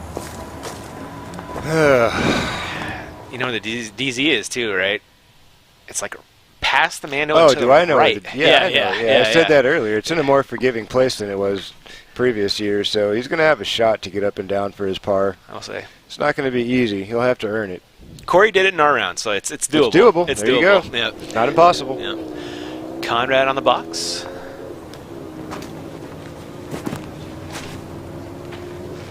Working that thing from left to right, just punching it through the gap. He won't be making the big hyzer skip fade, but He threw a leopard 3. Yeah. he's totally safe. He'll have a, probably a backhand mid-range, or, he likes to throw his putter. Yeah. He should be good. Mm-hmm. Yeah, kind of throwing that slower, less stable kind of just. He's got a little bit more distance to carry to get there, and an odd shape because he's so far back and right from the tee pad, but then the hole turns hard left. So, that left finish is really important to make the hole easier. Wow, here we go. Chris Dickerson, Isaac Robinson, and Macbeth are all tied at 10. We got one of those guys still out on the course, Macbeth. Obviously, we talked about Anthony Barella. We just had him out here with us. 13 down in the clubhouse, the leader for the young gun. And then look at this, 999. Wow. Eagle, Nathan, and Ezra. Not surprised to see the names here. And they still got a little bit of time left to make some moves farther up that leaderboard, too. Nope. Eagle could There's definitely Kyle make it on. Klein popping up into the top 10 mix. He's on 18 now, I believe, trying to finish up his round and stay in the mix. So We've seen a lot of that guy I'm in telling coming you, years. I'm telling you, the talent is getting younger. I was talking with Brinster before this round, and he was like, man, do you realize there's kids playing this tournament Could have been yours. that weren't even born when I started playing this event? You know what I mean? And I'm like, I didn't even think about that, man. Like, you're right. Yep. I'm sure there's some guys that are like, you got to be kidding me, man. This dude hadn't even been thought of when I was out here playing. We're back to our feature card action. Simon from the drop zone throwing 3. It's a skinny gap, but It's a skinny one, but it's if there. anybody can do it, Simon can. Yep. Oh, a little bit of hesitation. Oh, Another up fly. I saw it.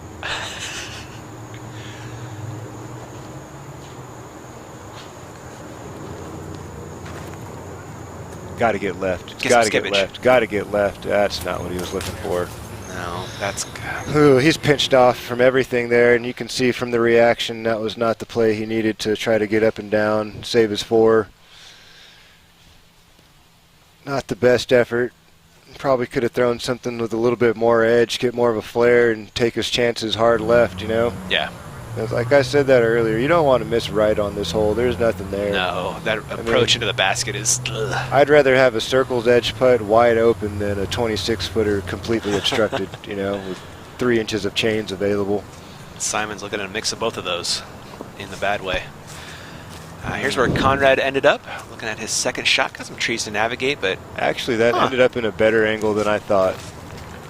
got a little farther down the fairway than you were thinking? Yeah, I thought he was a little bit behind him and more right. But this is actually a really nice angle. He's going putter again, it looks like. It's a smart play. Not again, but excuse me, putter. It's a smart play. It's not long. He's got one thing to miss, really, which is that bush on the corner. Then he just needs to turn left and settle.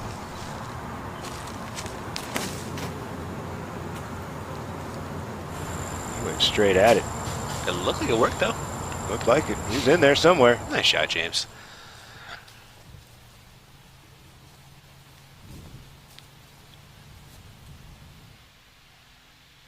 Taking another look over the lake here at the Winthrop sports complex. Yeah.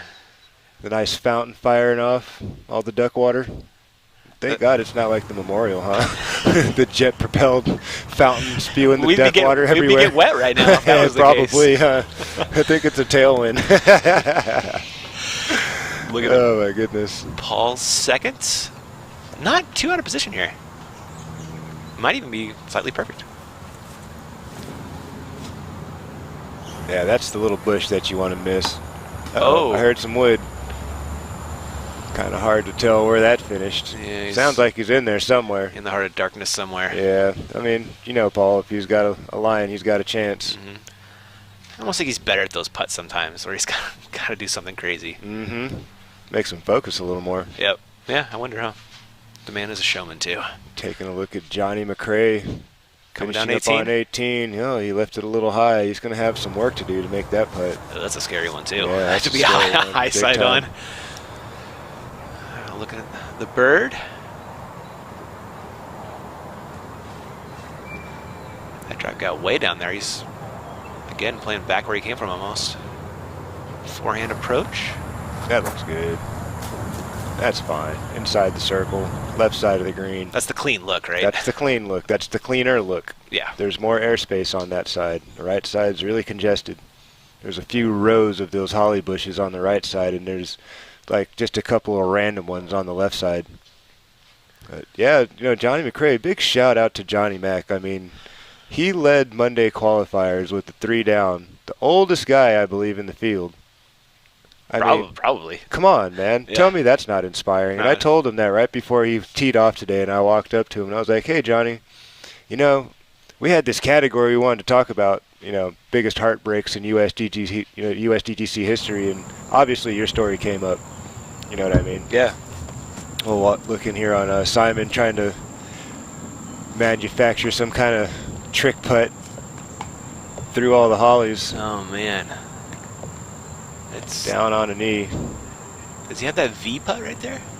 Oh, no, Simon. That's the worst, man. That is the worst outcome possible. Dang it. Hopefully he's got a better look from there. No, he doesn't. He's got a look, though. Going to have to earn this one, too. That's a tough straddle. Yeah, it is. It's tough to move the disc left to right. And this is for bogey, too, Philo. Oh, no. Yeah, just floated it out there. He's just not feeling it. That's a double. An Man, inopportune the time. miscues by Simon today have been crucial and brutal for him, man. Yeah. He's just like been right there and then not right there, you know? Yeah. Always rooting for Simon, man. I love watching that guy play. One of the easier guys to root for on tour. Absolutely. See if Eagle can pick up some strokes here. Gonna try to get 3 on Simon with a good putt.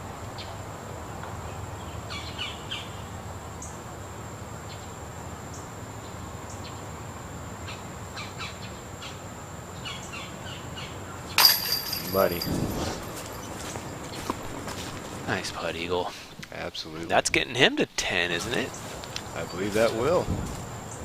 Yep, there he is, flashing over to 10 down on the round. Ty and Paul. And he is Chris in the mix. And Chris Dickerson in the clubhouse.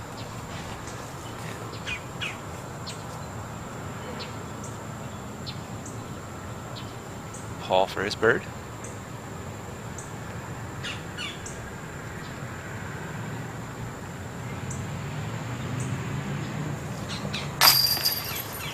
There we go. No problem. Shot-o-matic.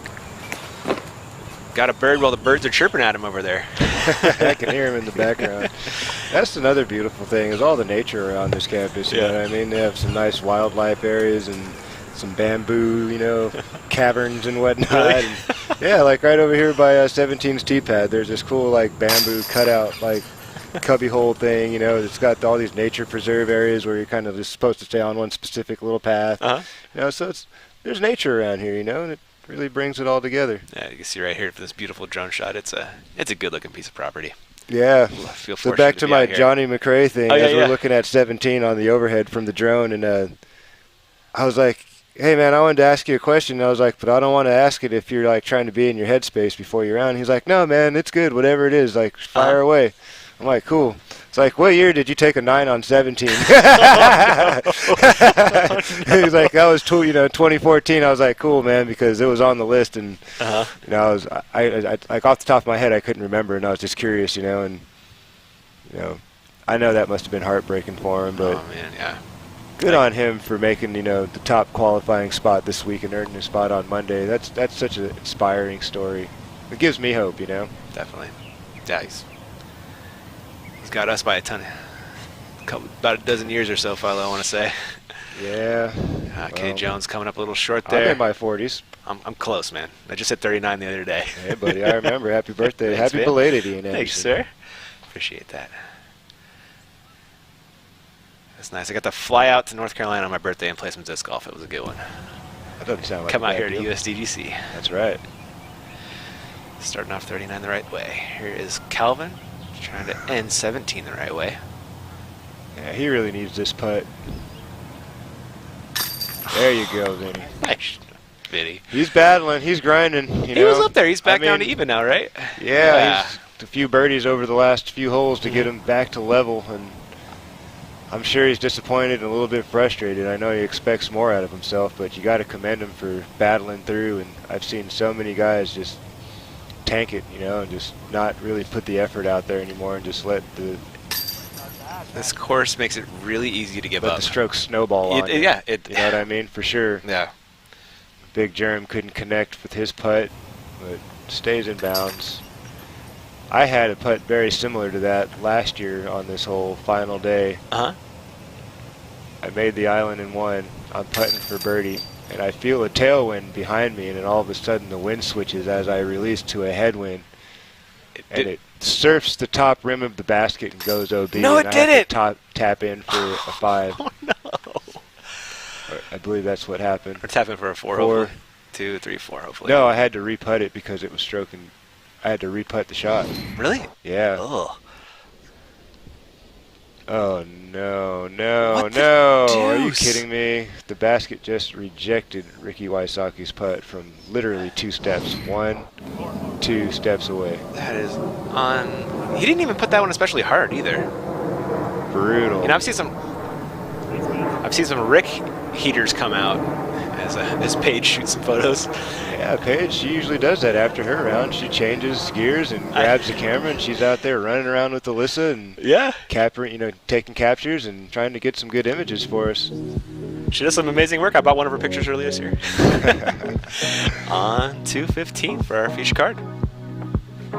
It's all good. Got that triple Mando.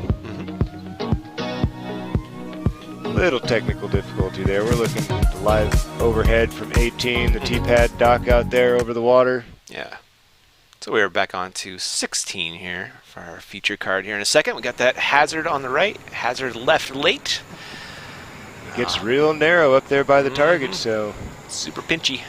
smarter to throw something a little slower, a little less stable, unless you're playing the out and around, you know, flick shot. Paul? He looks like he's going down the middle. Guess an Undertaker. That's a little high.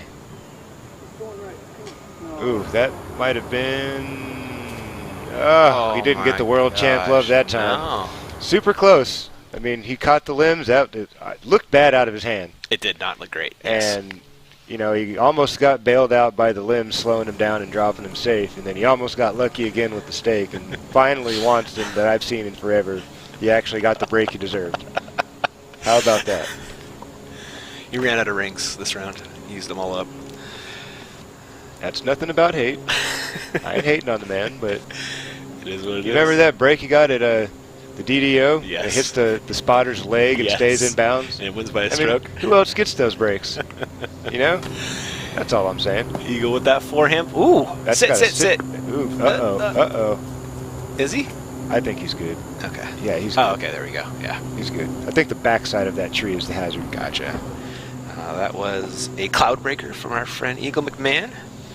That looks like some kind of T-bird or something. Halo Leopard 3. Halo Leopard. Interesting. Yeah, those Halo discs are beautiful. They have a killing it with those things, Philo. Yeah, they went off the shelves like hotcakes this summer. Uh-huh. They continue to. Speaking of which, if you hadn't checked it out yet, Uh-huh. should have some Philo Star Glow Destroyers on the end of a pro shop. We're at the USDGC pro shop, actually. So Nice, man. Oh, no. Oh, I don't get over to the pro shop. Support your boy Philo. USDGC pro shop. Get your official USDGC swag. Man. Represent, that is the good support stuff, the tournament. man. I mean, we're so used to having hundreds and hundreds of people filtering through this place, through the shack here where our production crew is. Yeah. And it's a vacant, empty space with a few tables and a few guys in there making all this stuff behind the scenes happen to give you guys some disc golf. And we sure do miss having the fans out here. Simon trickles OB into the hazard once again. Finding some more. Add another stroke. Unwanted strokes. Yep. Take a look at Calvin on 18 with that eagle of his. That's got to keep on filtering. Keep on. That is so far up the hill. Wow. K. Jones opting for the safer play in the forehand. There you go. And the hip must not be hurting too bad. He's throwing some buttes all around. And Germ. Looks like a wraith. Right over the top of the bush. Something straight to fade. Very safe play. And he's pressing that thing up the hill almost to the flat. I mean, that's a great shot. And Rick going. Start a bit lower. That's a smart play as well. I like this. Let's skip up the hill a little bit too. Yeah. Really, you only need about 300 off the tee to be in position. There's a little depression short of the stump that you see. Those guys are pretty much all in the sweet spot.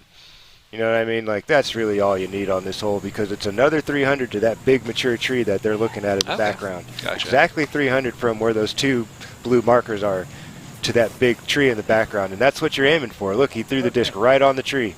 And then gravity's going to pull the disc back to the hole. Oh, well done, K. Jones. That's how you play this hole. Nice, man. You know, people who work against that system struggle on this. You know, they try to do too much on the tee or they get out of position and they try to force something up there and it's like, no. You go out there, let gravity do the rest. Let the gravity do the rest, man. Germ's playing it really wide. He's going to need that thing to get a sharp edge, and that looked a little bit high. It's hard to tell. He looked like he got a tree there. Kicked him back to a very scary putt if he wants it. Ricky's in prime time spot. Yeah, that was a fantastic drive. Up there past the wood chips. Inside the yucca, get a good forward skip a little bit early. That's not looking good. That's definitely OB. Yeah, I don't think we'll be seeing a green flag out of that. No. See the spotter walking down with a marker on the wrong side of the stakes. Yeah. A little bit early. That's the thing. You got to aim it at that big tree and then let the disc filter in, you know? Like when you try to be tight, usually it's easy to misjudge. I've seen a lot of mistakes left. Mm-hmm. I've been watching from this balcony up here. Oh, yeah. That is the more common miss. Calvin, trying not to miss it at all after that beast of a drive with that eagle of his.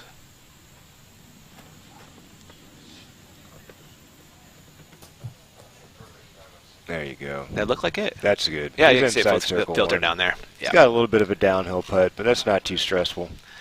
Man, how about like tournament-ending putts though? When you got this one high side, whew. Yeah, if you're outside the circle, for sure, the stress levels come way up. But I mean, I think if you're inside the circle, it feels a bit closer than it is because it's downhill. Downhill, okay. You know what I mean? I'll give you that. So, you know, give and take. And it's a little high. I mean, the problem is that it's on an elevated pole, right? So then it's the optical illusion and what your brain can do to you in that moment, you know, and like, well, if I don't hit anything, and you know, you're gone. Yeah. If you don't hit anything, you're getting wet. Exactly.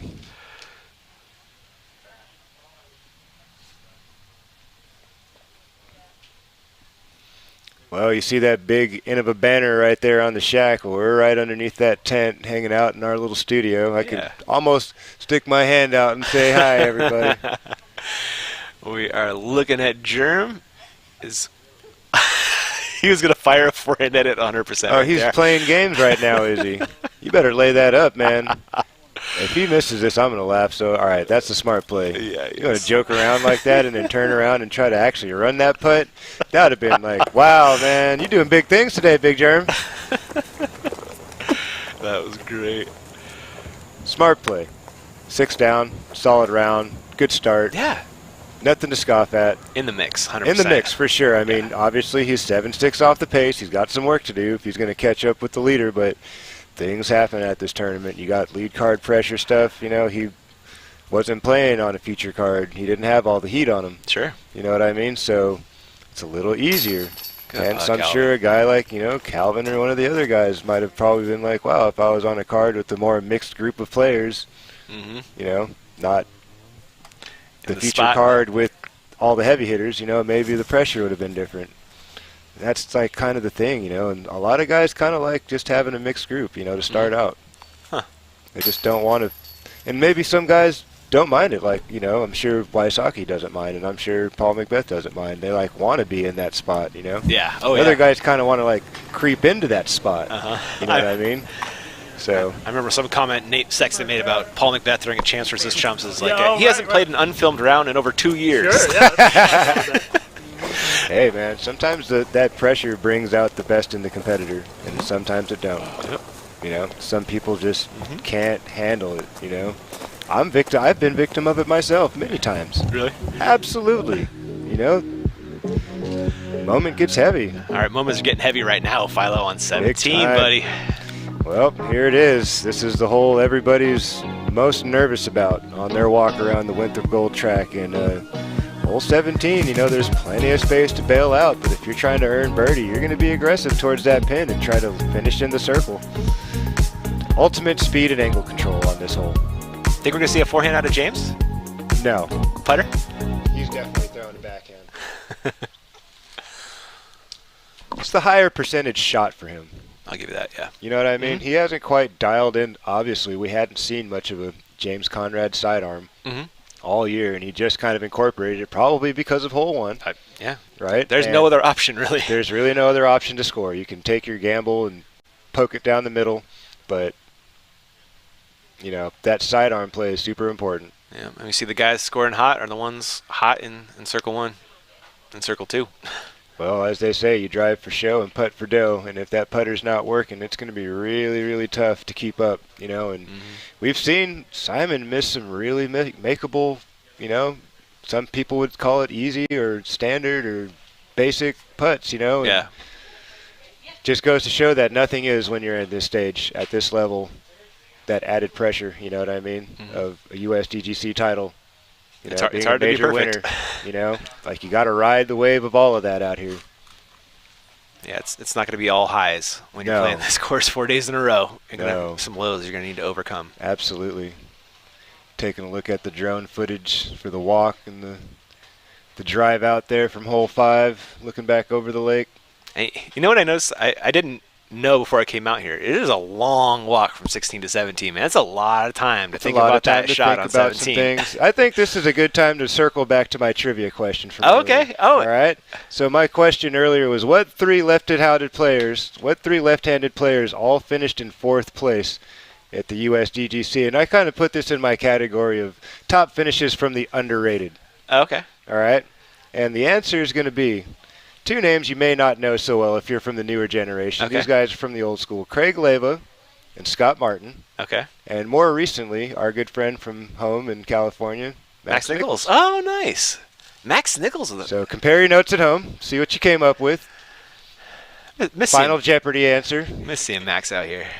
Yeah, well, he's got a family. He hasn't been on tour as much Yeah. anymore, you know, and he's got another business that he's successful with. Yes, Disc he golf is. kind of like a side gig for him. So, yeah, I understand that. I can Yeah. respect that. Absolutely. Not everybody can be on the grind full time like myself and a lot of these guys you're watching today. Yeah, got that wife and that baby at home. Got to handle business. Yeah. All right, 17. The bird is up next. Going with a Sea Lion MD. Oh, sorry, that's Simon. Let's see what That's he's got. Eagle. MD5 out of Eagle. He's bailing out. That's a total safety play. Yep. Way to the back corner. Not even challenging the hole. Just, I'm at 11 down. There's no way I'm coughing up strokes now. Smart play. Oh, it really is. I imagine James going to try to sneak, nestle this one in there nice and soft, burn over that putter just a tiny little bit. Just cruise that thing in there and land it like a This is UFO. such a touchy shot, though. It is, but he's like he's the the one of the best. best in the world at this. He's almost. got to be Yeah, in your top 3 of putter play, for sure. you know. And he trusts that shot, and that's his go-to. So I imagine this will be 20 feet from the bucket. There you go. He's gonna stop coasting. Oh my goodness! Oh, that doesn't look good. I think it's it, man. I think I saw some stuff trickle. Oh Yeah. no! Just a hair too much on the speed. Just a hair. Usually I don't mind when you're right, but this time I didn't like you being right. I don't like it either, man. I mean, he's got to re-tee one more time, and then he can go to the drop zone. 3. I think it is. I thought it was 2 from the tee. I think you're probably right then. I don't know. That's what. Hopefully we don't have to find out right now. Hopefully not. Yeah. We should know that information. Sorry, everybody at home.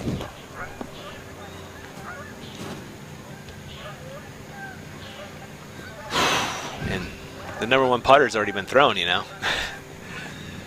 And now he's just thinking, I got to land safe. Damage control. A little more Annie on this time. That's got to stay up. Oh no, dude. Oh. He's grabbing another disc file though. I guess you were right. Dang it, I didn't like being right on this one.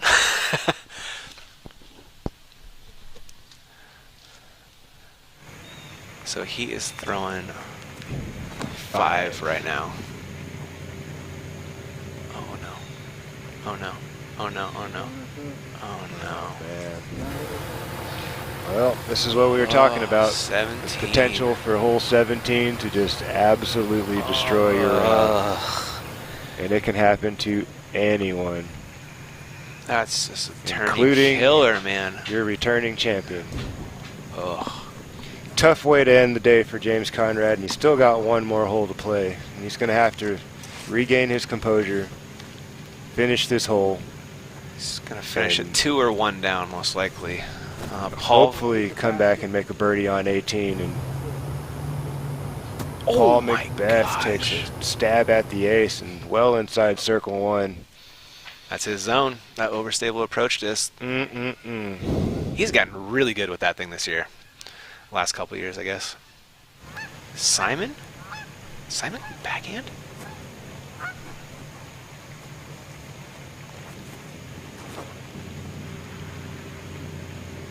That's got to stay up. That looks nice.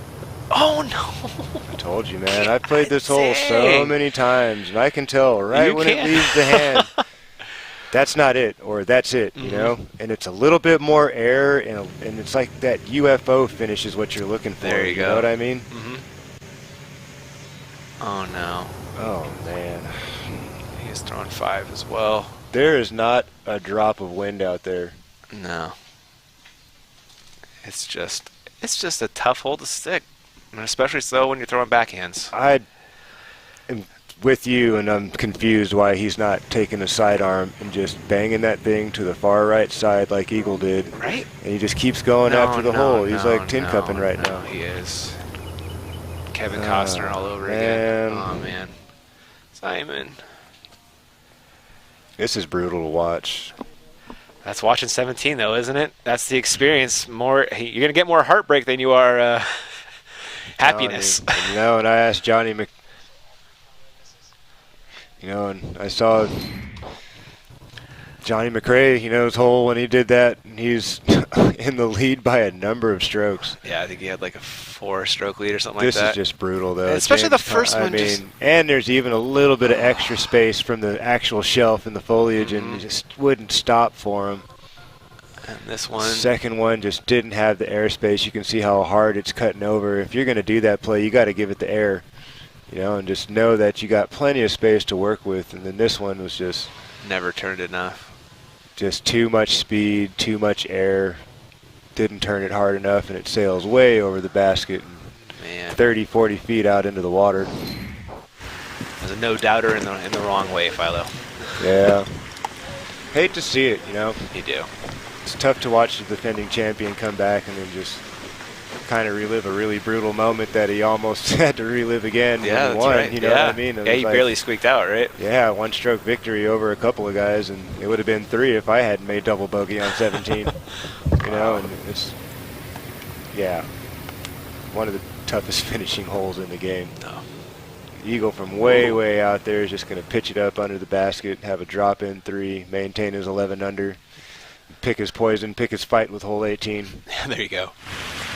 And three's looking great on this card. Oh, par is absolutely strokes on folks on this hole. And Paul's going to be getting a 2 here in a second. He's going to be tying eagle.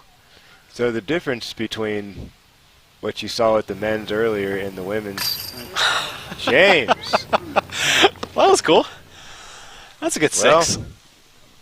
Stops the hemorrhaging with the big putt. I mean, that's still a big number, 6. Yeah. You know, or 7, is it? Is it a 7? I guess think it is it's 7. 1, 3, 5, 7. Oh, there you go. Yep. Eek. 4 throws, 3 penalties. So, And there's an 8 for Simon then. yeah. Earlier in the day, the ladies were playing, and they have to go to the drop zone, not on the island first. And Really? I saw one of the ladies throw it in from the drop zone. Really? Cat, yeah, it was Cat Merch, man, just straight up chucked it in from the ladies' drop zone, sidearm, trying to lay it up and threw it in. It was so cool. She had so many plays today that were like, I remember watching her on hole 2. She was outside the circle, putting through the mud.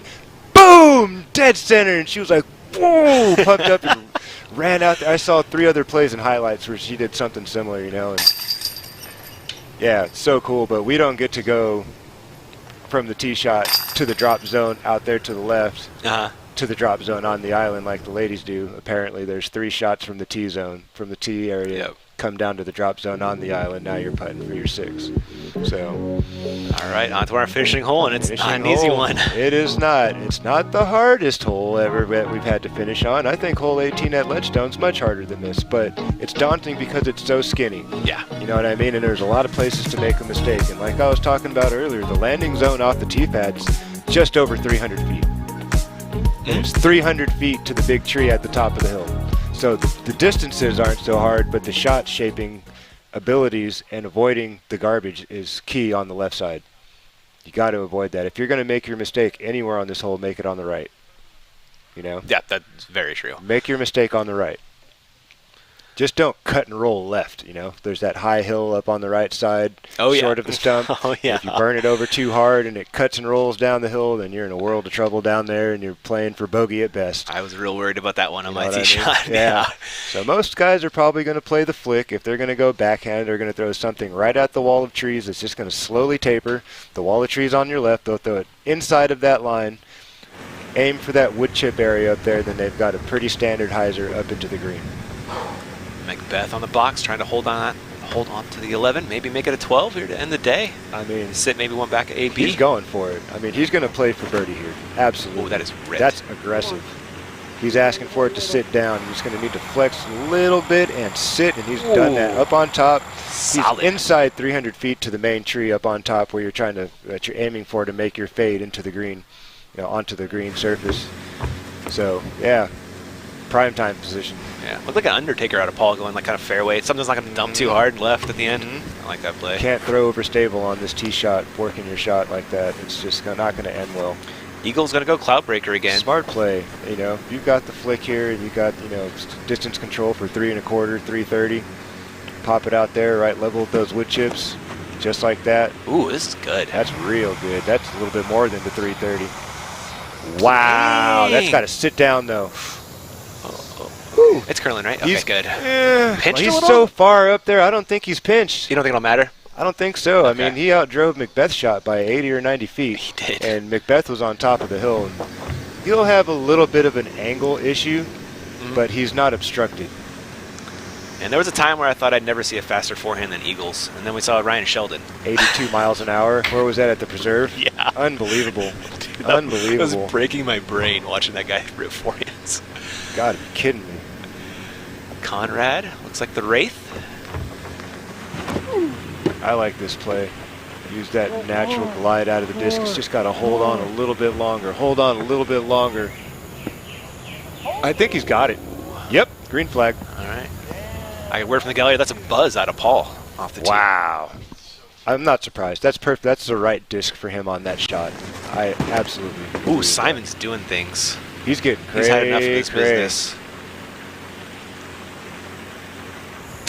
All Get right. out of here. That was awesome. He threw it to the spot where Barry was landing when the tee pad was underneath the tree they're about to walk out from right now. That big mature tree that's right there on the right of your screen, about 100 feet in front of him.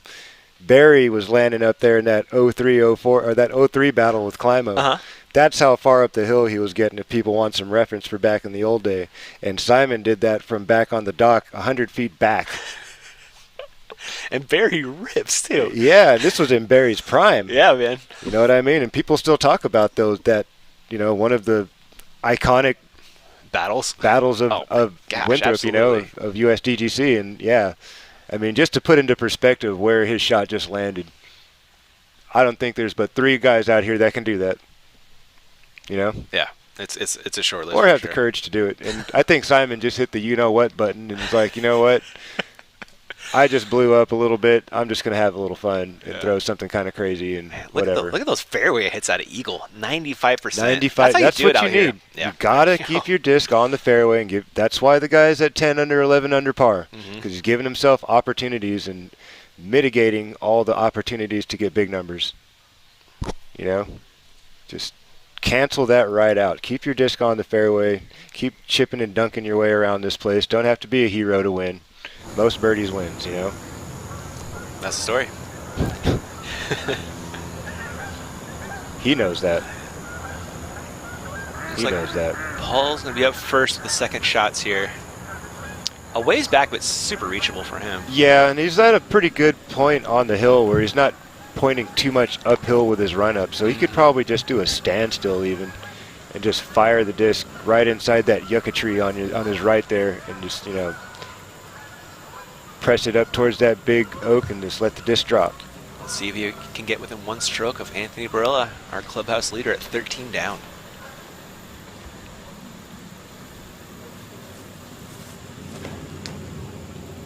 There you go. Press it right at that tree. That should be more than enough speed. Perfect. That looks like 12 to me, Philo. Perfect. It's a putt, but He's well in he's the good for circle. those. He's like 6 paces off the target, and he's pointing downhill. It's going to feel like a tap in. I'd be super surprised if he misses that putt at this point. Same here. He's had a very clean, very steady, efficient round. No reason that he's going to miss that putt right now. There's no pressure. There's nothing going on. He knows what's going on out there. AB came in with a 13. He knows he's trying to keep pace with that. His old protege. His old protege. I mean, there's a lot of you have no idea how many proteges Paul Macbeth has. Yeah? Come on, man. The guy's the #1 player in the world. You know what I mean? Not that that Paul personally gets to have that interaction with them, but there's so many people that emulate his style. Oh, yeah. Learning his techniques, you know what I mean? Emulating his techniques. Look at what happened with Jackie Chen in Taiwan. The guy was literally a Taiwanese Paul Macbeth. Yeah. That's so cool. Every mannerism, every motion that he did was exactly like Paul Macbeth. Love that. All the way to the little foot wiggle on the putt, you know what I mean? love that. I was just going to mention the foot wiggle, man. That's so Paul. And even when I see anybody doing the foot wiggle, it's like, oh, there's Paul. That's his dead giveaway. Yep. He's getting that good foot grip, you know? Absolutely. Eagle on a great upshot right there. Should end with a birdie. Should get him to 12 down as well. Oh, just went over the wall there. Hopefully it sat before the water.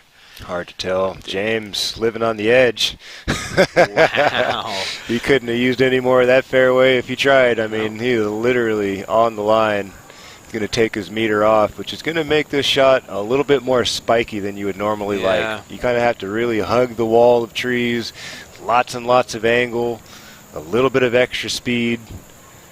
It's a touchy one. You can see him setting up for it. You can see him shaping that really tight hooking hyzer. Looks like a gator, I believe. Get a big skip. Gator should. There you go. Keep going. That's little got a trickle. knurl a little bit. Okay, there you go. That was a decent knurl. Nice. Yeah. Solid play there, James. Yeah. There you go. That's what I was talking about. He had that rough hole on 17, regained his composure, comes right back, birdies 18 to finish.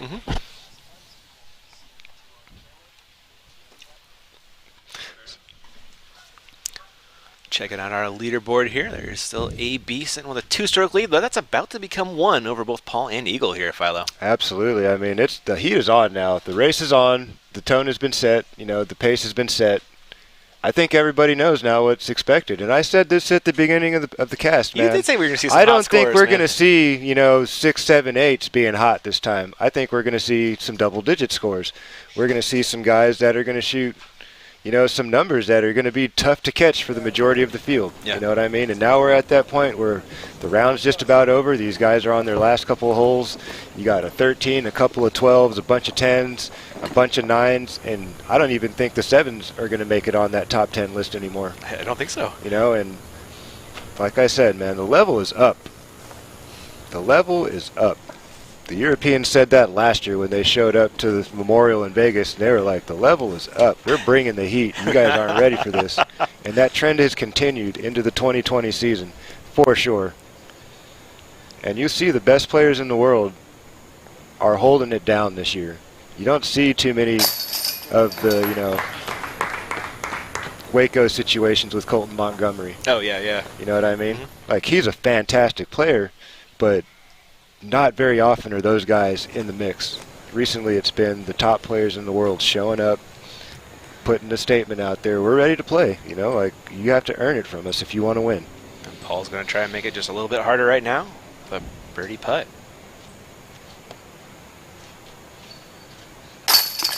There you go. No problem. Routine for that guy. Yep, easy peasy, lemon squeezy. Another 12-pack, probably another close to 1,100 rated round. I bet it is. You know? Yeah. I mean, who knows what that's going to be. I mean, AB's a slightly lower player rated, you know, than Macbeth is, so that might affect things, but I mean, it's got to be in the high 1080s, high 1070s. I mean, that's some really solid shooting for the danger and the potential for blow-ups out here. We get a star frame to finish there? I think so. That's good. So, there you have it. It's been a roller coaster of a day out there. That went fast. That was fun, Philo. It was fast. I mean, again, they set the course up to keep the pace of play up, Yep. and the people aren't waiting around. There's not a whole bunch of, you know, hazards everywhere where it's stroking distance and everybody's starting from or throwing from the same spot over and over again. So, yeah, we're back to, you know, golf. That should be, you know, nice and smooth. It's not a super packed field. There's only, 70-some-odd players, so the pace is nice and smooth. It's been a lot of fun. It's been free-flowing. It's been good. Yeah. I hope you guys enjoyed the coverage. That was a blast to watch, man. I love watching USDGC golf. Yeah, man. This is one of my favorite venues across the country, and I'm always excited to be here. I'm not playing this time, but, you know, it's okay. It's cool. I'm really enjoying this atmosphere, this role, you know, bringing my perspective to the game. It's so much fun. So much less stressful. That it is. And Eagle there, McMahon. Look at that scorecard. That's Look a at that blue. back nine. Wow. 8 for 9. 55. And missing the one you don't mind to miss. No. And he did that intentionally. He did, didn't he? He threw that so far wide, you know what I mean? His plan was a par, and he got his plan. Yeah, we're going to have a really good lead card tomorrow. Ooh. You know what I mean? Paul Macbeth. You know, Eagle McMahon. It should be an absolute Anthony Barella. Anthony Barella with that 13 And down. probably Chris Dickerson, right? Or Isaac Robinson. Whoever we end up getting. So depends on PDGA number, I'm assuming, at that point. Taking a look back at some highlight shots. James Conrad from way deep on hole 11. One, man. That beautiful turnover. Jeremy Colling on hole 14 throwing the flick and just absolutely posterizing this hole. He threw some beautiful points. He was going ace run on that. Yeah, he was. I thought I had a chance. Almost in the bullseye. Oh, James Conrad's jump putt there on 16. That's a nice par save. All right, guys. Thank you guys so much for watching. Had an absolute fun with my man Philo today. Oh, man. It's been great, dude. This is so much more fun than sitting in the studio and doing post-commentary. Accurate, This is sir. awesome, man. We will catch you guys tomorrow. Thanks for watching.